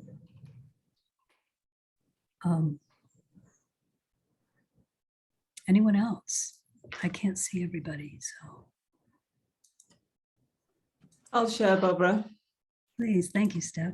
For the positive feeling, I felt it in my heart, and kind of tingling and warmth in my whole body. And then with the fear, I felt it first of all in my throat and behind my eyes, like I was about to cry. And then also like a tightening in my belly. And then it was very hard to come back out of that feeling. When you said take a few breaths, it was still kind of hard to get back to that nice feeling. All right, so that's good, really good feedback. We ought to have spent a little bit more time coming back to that feeling. So I invite everybody to take a nice deep breath. And as Becky described, put your energy in your heart and wish well, because it turns out that wishing well isn't just good for the people we're wishing well, it's awfully good for us as well. So I apologize, we should spend a little bit more time coming back to that positive state. But the great thing is we are all grown-ups, we are all adults, and we know how to do that. We can manage our states. Children have a much more difficult time because their prefrontal cortex is not yet fully developed. They have a much more difficult time managing their states. So what Randy and I firmly believe, and our entire team firmly believes, is that the adult state is absolutely critical in early childhood development. And you can develop a brain and get to this idea of maximal child development or maximal brain development, maybe, if anybody ever defines that, we're not sure. Only when you have included this circuitry within our brains that knows how to regulate our social emotional states. So thank you everyone for participating in the exercise. Thank you all.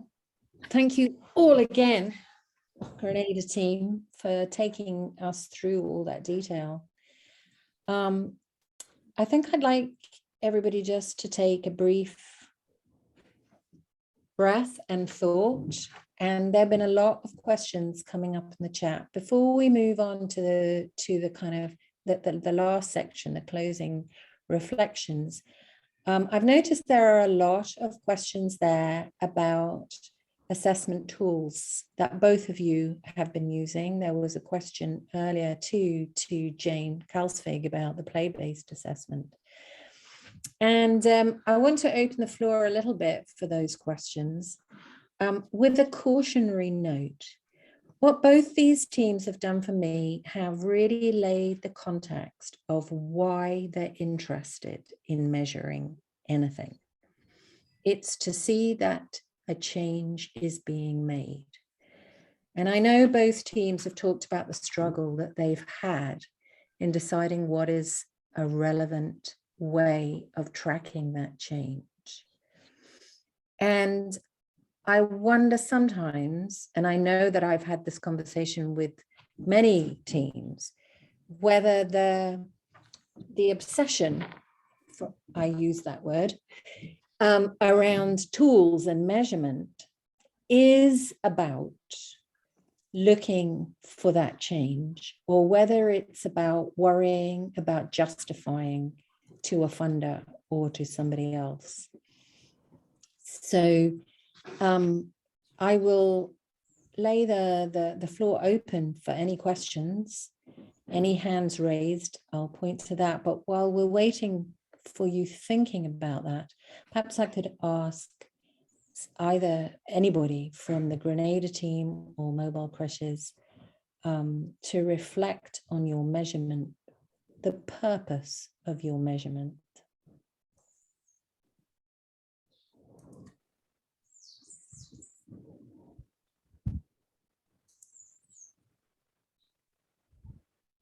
Chavi. Very rightly said. I think it was to justify to not only to the funder, but to the organization that what we are doing is very concrete. It's like a proof, you know, and that is why the measurement of change, when we sat and did that, the whole tool bit, because people don't get convinced what you're doing is really fruitful. You know, it adds value. So these are some tools through this that you show a proof of your work that you have done. So it was that.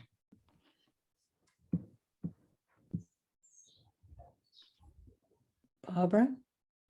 Well, I think for us, our measurement has focused on three different things. First of all, child neurodevelopment.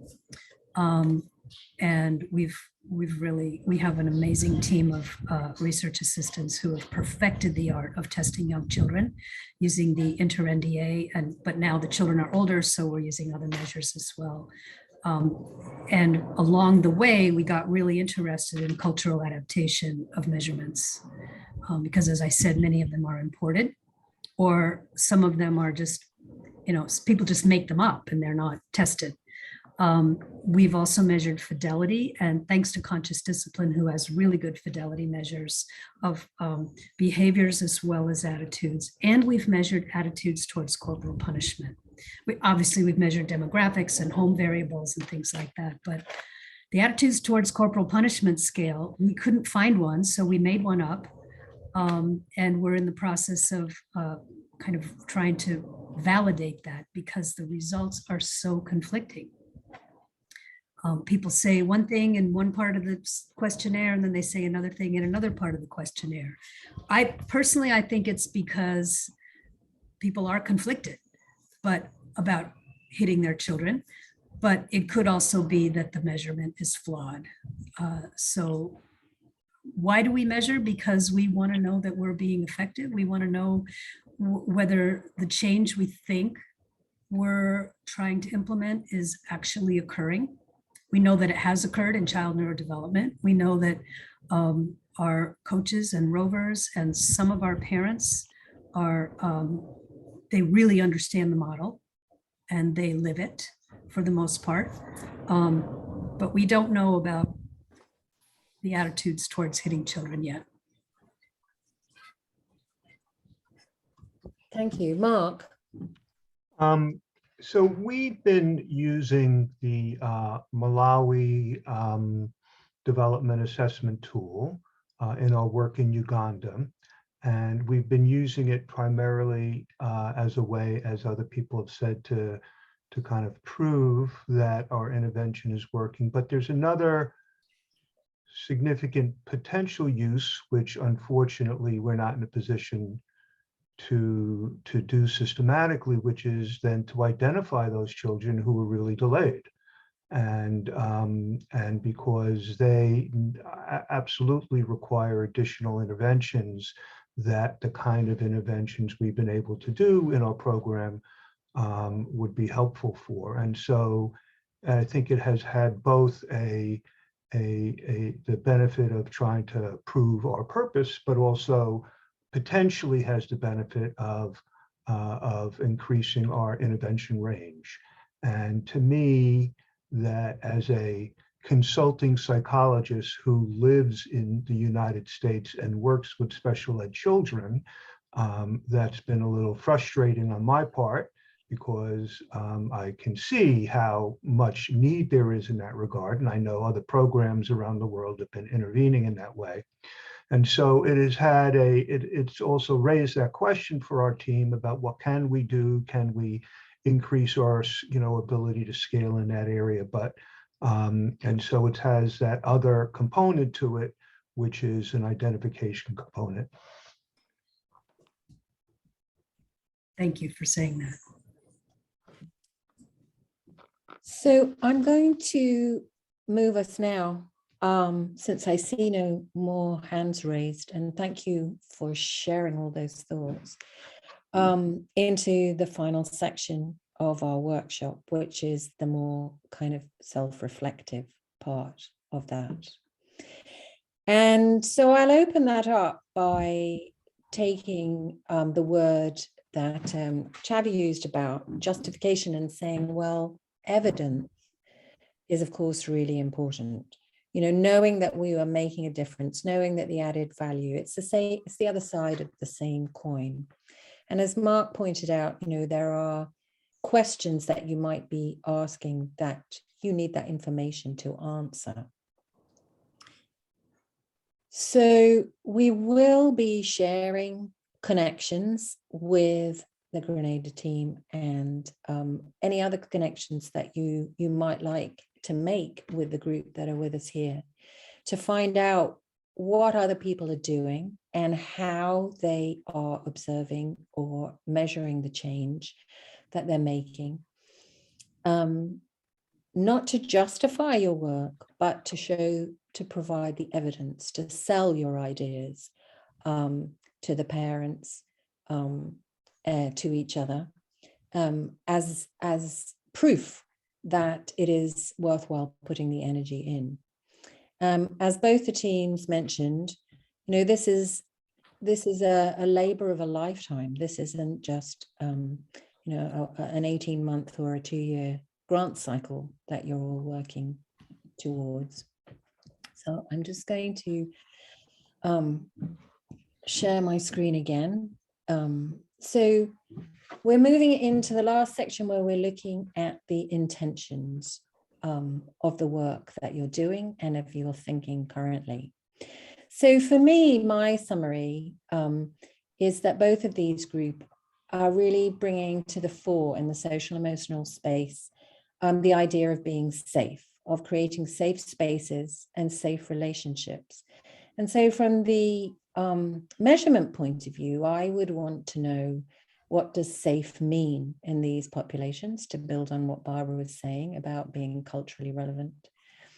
And to look at, are those spaces safe from the attitude, the behaviors, the beliefs of those in them, as well as Jane was pointing out to us, looking from the outside in as to what does it look like. And that video that we saw really brings that to mind. What does it feel like, both to the people experiencing that change and to us looking in on it?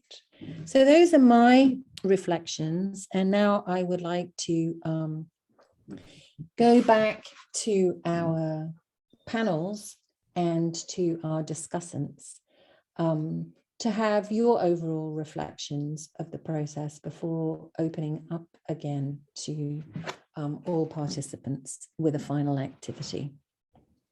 So I'll stop sharing that and I will go to Becky. Would you like to have your overall thoughts? Or certainly the problem of assessment is huge. And some of our most important, to me, some of the most important things about life are the ones that you can't measure well. And so we end up focusing on sometimes things you can measure well because that's as far as our researchability has taken us.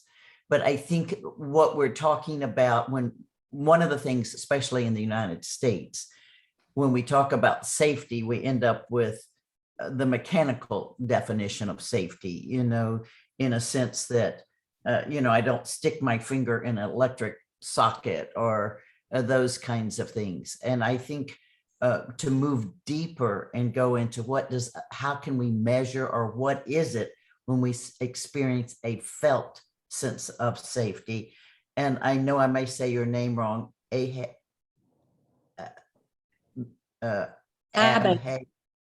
Yes, he said it so well, with the sense of his heart rate and was able. So there are some ways to assess that in that way. But I think what we're going for is that felt sense of safety.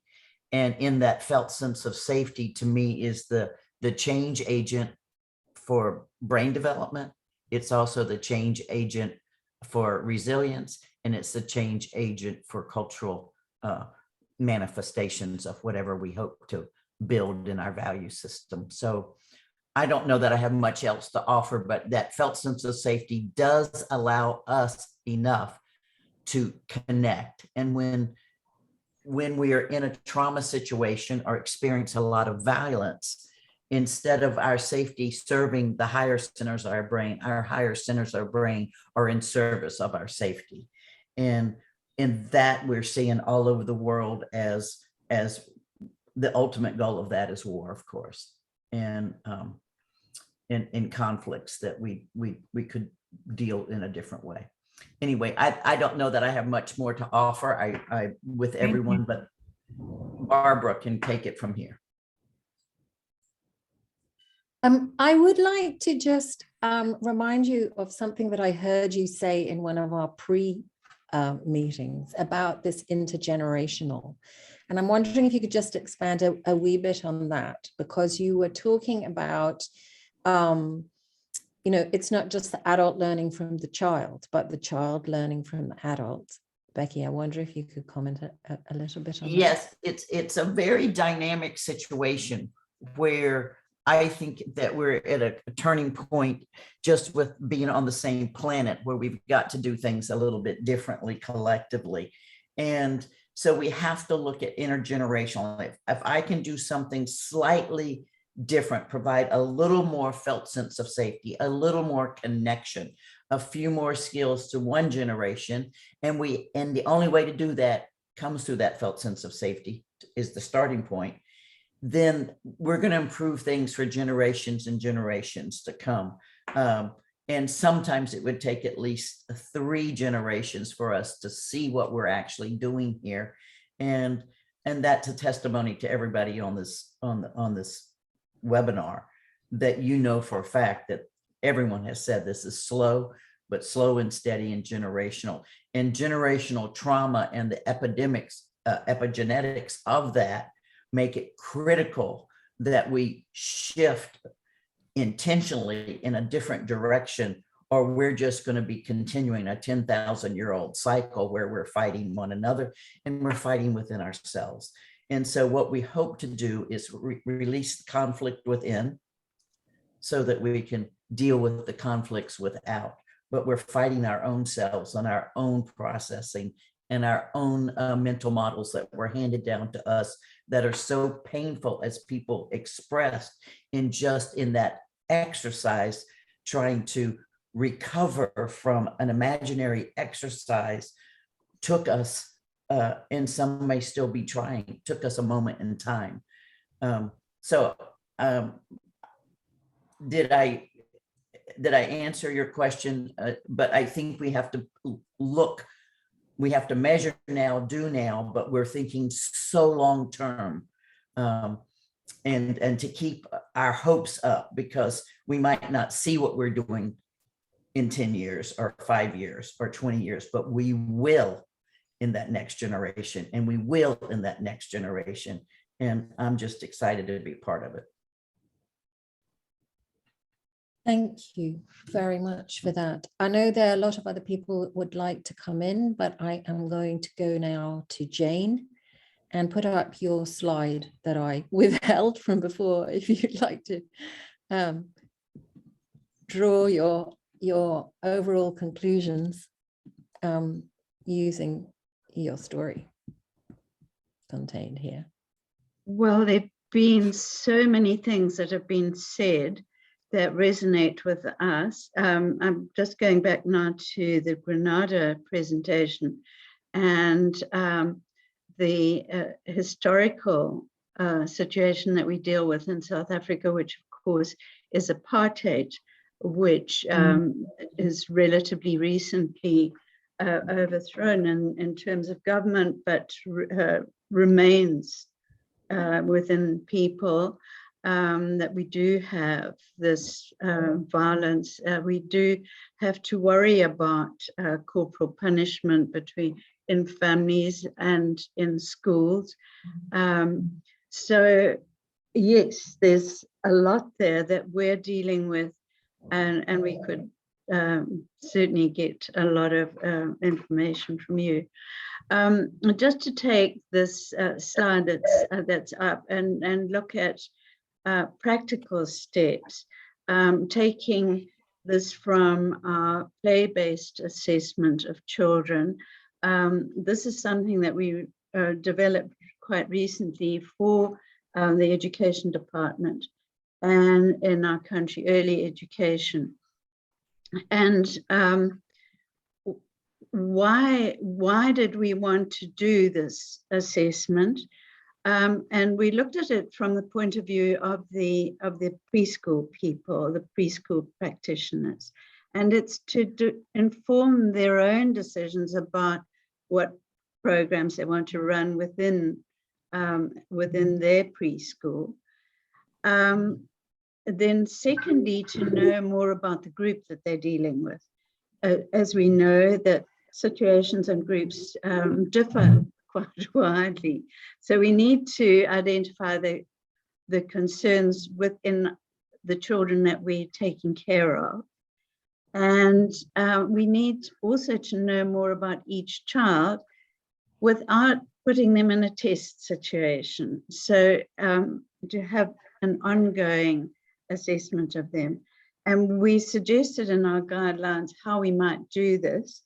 And that would be through structured observation and informal conversation over time and in different settings. So you can't do everything all at once. You might try to focus on a particular indicator each time. So it might be the child's ability to express their feelings. So you would identify the skills needed in your group and be quite objective about this. Don't make assumptions. We all want our programs to succeed, and there might be one or two children who are able to express their feelings quite readily, but we can't assume that everybody can do this until we watch the children carefully and interact with them carefully. Because it's a very dynamic situation and things are happening all the time, and you've got children shouting at you and playing games and running around, you need some kind of structure in it, and to have a little notebook and just keep running records of what's happening, little anecdotes, or even pictures that children draw, just so that you can summarize and plan the next step. Now, why would you want to do that? You would want to draw in the parents to what you're finding in your preschool situation. You would want to draw them in, explain what you're trying to do, what you've noticed about their child. And so you need to have a fairly accurate description, and dependent on the number of children that you've got to look after, it might become very complicated to do that. So it's a question of keeping records and notes. Just going back to the Grenada presentation and what you can do in terms of children who have real emotional difficulties. And what we are suggesting is a referral list that you can speak to the parent and refer them to a particular professional that could help them. Preschool teachers can't do everything. They've got certain capabilities, and there are other things that are really outside their experience. So there will be times that they will need to draw on, somebody a bit more aware of the implications. So that's basically my input from our experience of our assessment guidelines, and that we can't do everything all at once. And it's a question on focusing on a particular thing and trying to see that we get that done properly. Thank you ever so much for that thoughtful and actually very timely. It really fits in with the questions that have been coming up. We must have known. So I'm just going to open the floor for the next few minutes to anybody who wishes to make a comment or a reflection before we get into our final activity. Anybody from either of the teams or any of our other participants? Abe, at one point I saw you. Yes, Barbara, please go ahead. I do want to thank Becky, because she has done a beautiful job of operationalizing what that social emotional connection is. And we've touched on all of the aspects of it, both experientially and intellectually, but Becky has taught me and all of us who have been involved in conscious discipline that there are some variables that you need if you're going to establish social emotional connection. They are eye contact, touch, being present in the moment, and a playful situation. And so even though those are measurables, in some ways, they're also really important. I mean, teachers can understand them. Parents can understand them. If I have these 4 things, I'm building connections. When I make a connection with a child, I'm also making a connection in my brain and that child's brain. So I was neglectful in not bringing that up during our presentation, but I do want to remind all of us that, when you have that image of that loving mother or that loving parent or teacher or whoever it was, those are the things you had. That's why you got the connection. So the operationalization of social emotional connection is something I'm both personally and professionally grateful for.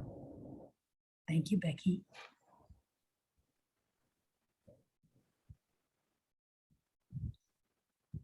Any more hands up? Meenal, go ahead. You're on mute. Remember to unmute yourself. Thank you. Yeah, I think for me, both the presentations, as well as what Jane and Becky, and I think at the beginning what Jim shared, is about recognizing as adults on what you did or did not have. And and being okay with that. And I think the possibility of from what they've shared and what we know is that what's the word? I'm trying to get the word. There's a word that Jim used, that you can learn it. It's not something that's, it's not something that you're not in control of. And I think that's the hopefulness out of, whatever's discussed today, that we can all change, and it's not, damage can be done, but it can be undone. Thank you, Mina. Thank you. Chavi. Thank you for that thought, Chavi. Yes. Your journey and a lot of personal journey, and the journey you took us through, Penny and Minal, is us. It really starts with the basic thing is us. So self-awareness becomes the most important thing, that how you feel and how you react. You will only know how you react is when you know how you feel. Going back to yourself, to know yourself and your emotions and feeling, becomes a primary step. Similarly, the whole organization thing, that what we are doing, the programs we have, we are right now touching 20,000 children. And but is it that we feel safe if we're just delivering something to children? Is it just very superficial level? Because children absorb, like one of you, I think Becky, you said that we are the models. So we don't even know our with our tone, our behavior, how we behave, and the whole eye contact, that it is actually transmitting something we don't want the child to learn from. So it really starts from your own being, your organization, the people you are, and you as an individual. I think that was a very big learning in this whole process. And I have to thank Penny and Minal for that. And Jane, thank you.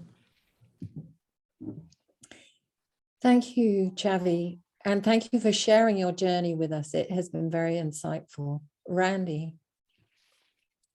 Yeah, I just want to reiterate, I agree completely that if you're looking at building social emotional connection, you need to know your own emotional response, which is colored by your own past. So it's a lot of self-reflection and self-awareness, because we've talked about that serve and return. And so the serve and return doesn't capture it effectively. It has to be serve, what's my paradigm, and is my paradigm appropriate for the return that I'm going to give? And do I need to change the way that I'm viewing the behavior of others around me, and including the child and children, to be able to respond in a more appropriate manner? And then the other piece I wanted to bring, because sort of circle back a little bit to, is the measurement idea. And this, for me, I'm really struggling personally with this. What are we all doing here? So we're trying to enhance child neurodevelopment. That's what the whole saving brains concept is. And for me, we don't even have a really effective way of knowing whether what we're doing is having a significant impact. I think it is. But I think it could be multi-generational. We could be talking 50 years to really get to where we're trying to get to. And so what concerns me is when what we're trying to do, when we're trying to raise funding, when we're trying to keep the ball rolling, but funders are saying, show me the results, show me the outcomes. And so from a kind of a strategic perspective, I think all of us need to be thinking about how do we make the case that this is something that needs to be continued. This is something that funders need to be even more interested in many cases, because of the long-term impact of what we're trying to achieve, without having to show the little movement on the graphs over a 1-year period or a 2-year period or a 6-month period, because we just might not see that. And we're already getting inklings of that from our end, where we've been working on the ground for quite a while, and we're not seeing the really the big significant, if you want to call that, movement in attitudes towards corporal punishment and physical punishment. So what does that mean? Does that mean we go back to funders and say, well, it's not working, right? Or does it mean it's not working yet? Does it mean we need to change our strategy? Or do we just keep doing what we're doing, hoping that it's going to work? And so there's some big concerns there, and it's something that I'm struggling with.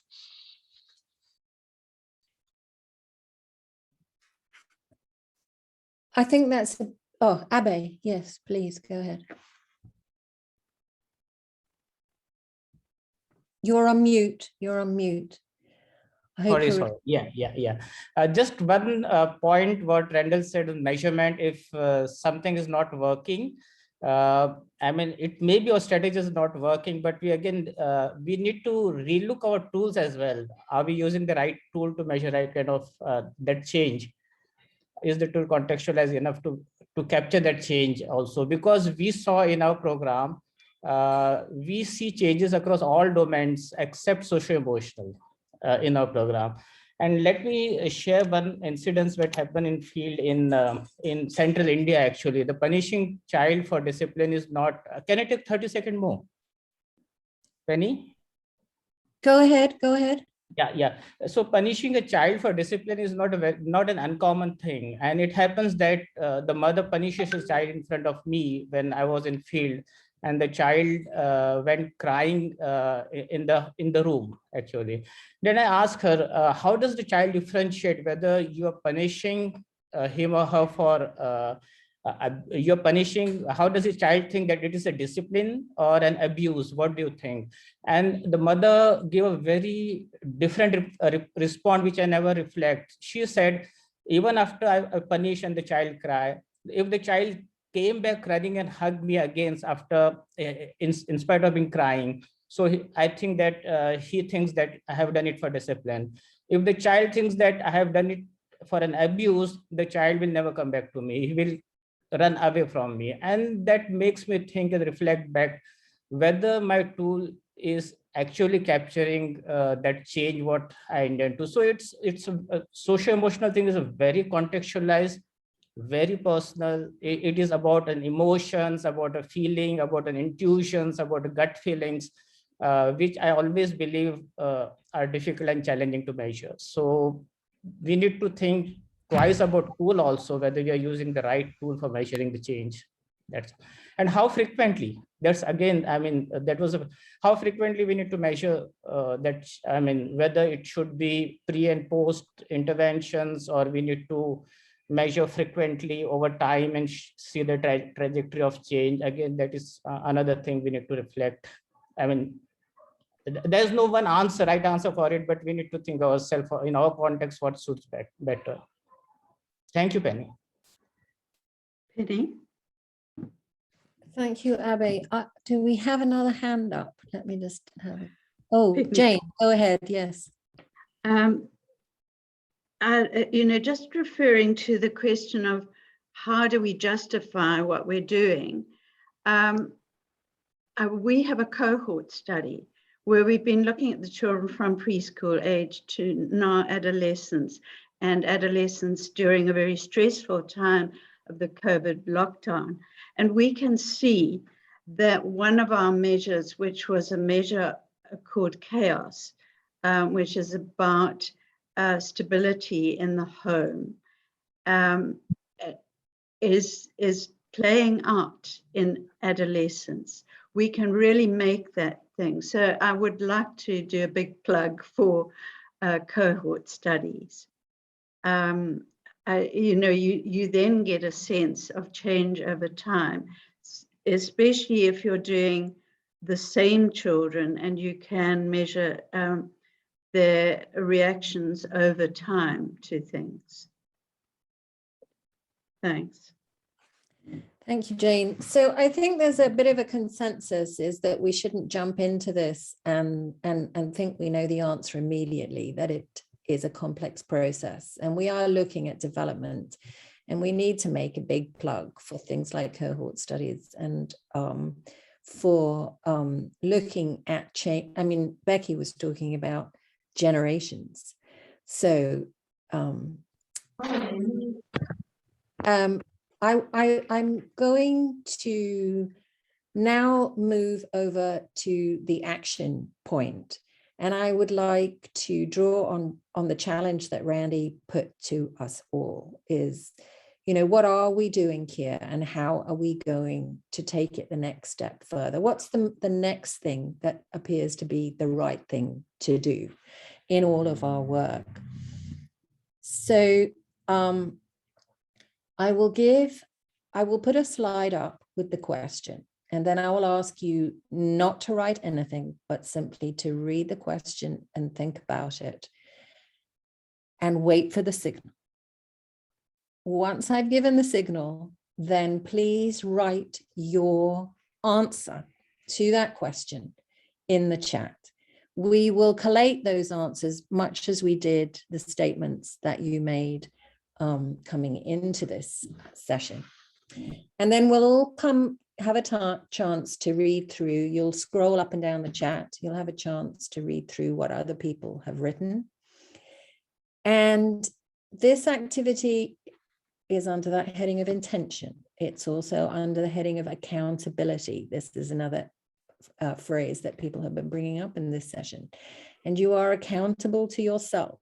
So before you write anything, think about that, your intention and your accountability to that intention. And then we will close up with Becky taking us through one last activity. So I'll call us all back together, but you have about 10 minutes to respond to this question, she says, not having put it up.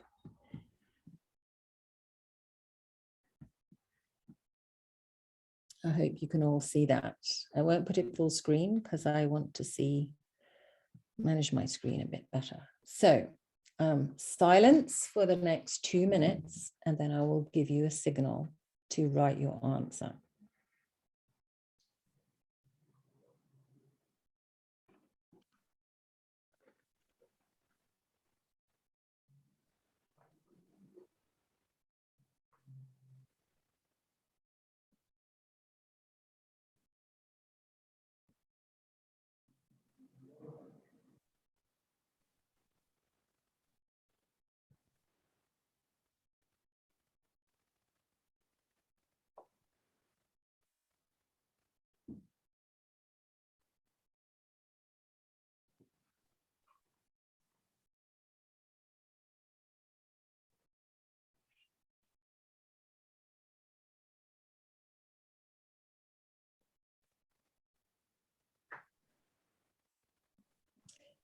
Okay, thank you. Please start filling your answers in the chat.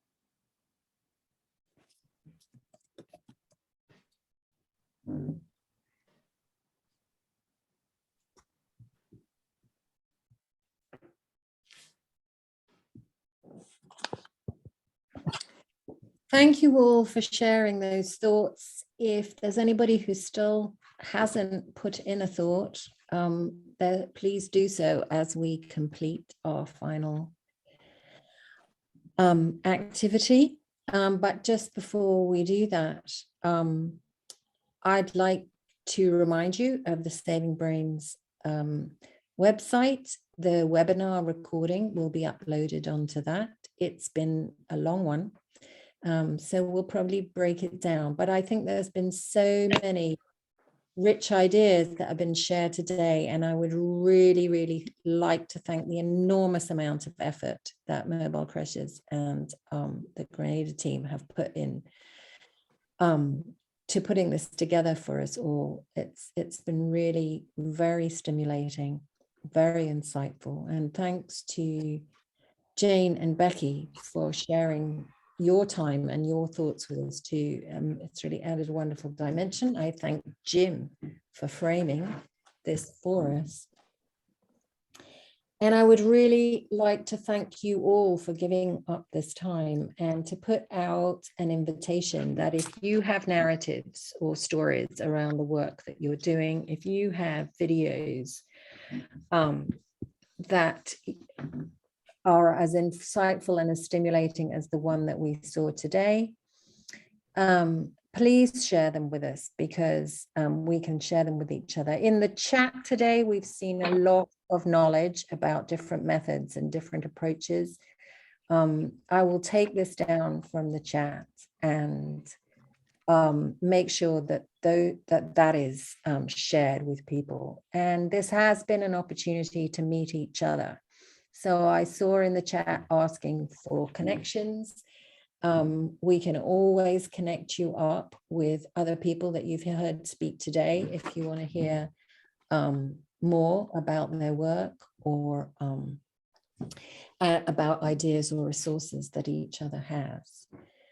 So Becky, our last activity, could you take us through, and then everybody is free to resume their wonderful, emotionally stable behavior. Let me tell you.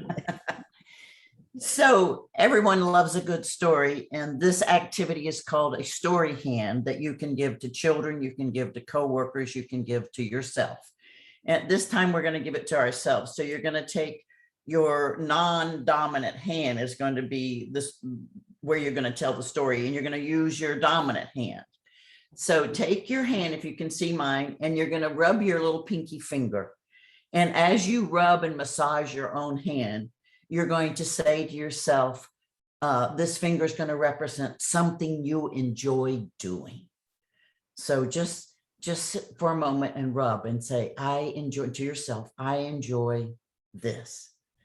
Now you're going to the next finger, and this finger represents people that support you and love you, and that in times of distress have been there for you.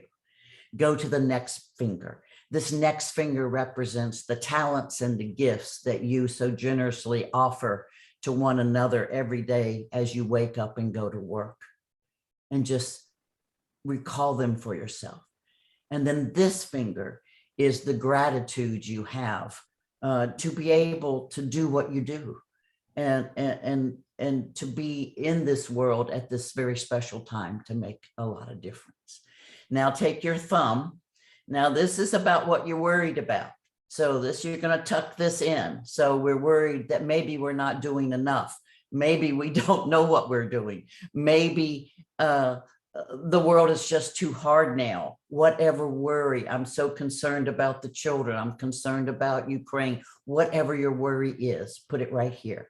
Then take all this support, joy, and love and talent, and close it over and rub it like this, and say to yourself, we are all in this together. All is well, and we're doing just enough to make a difference. And you can say to your kid, you like to ride the bike, you like to do this, you like to do this, and this is, you're concerned about having a friend, but you have all the love of all this to help you through. So it's a story hand, give it freely, and go home and give it to your significant other or your children. Either way, it's going to work out well.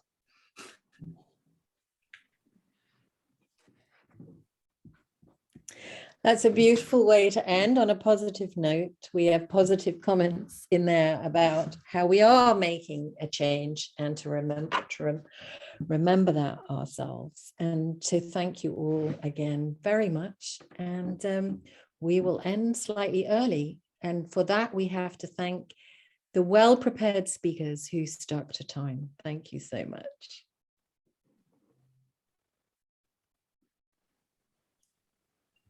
Wish you well.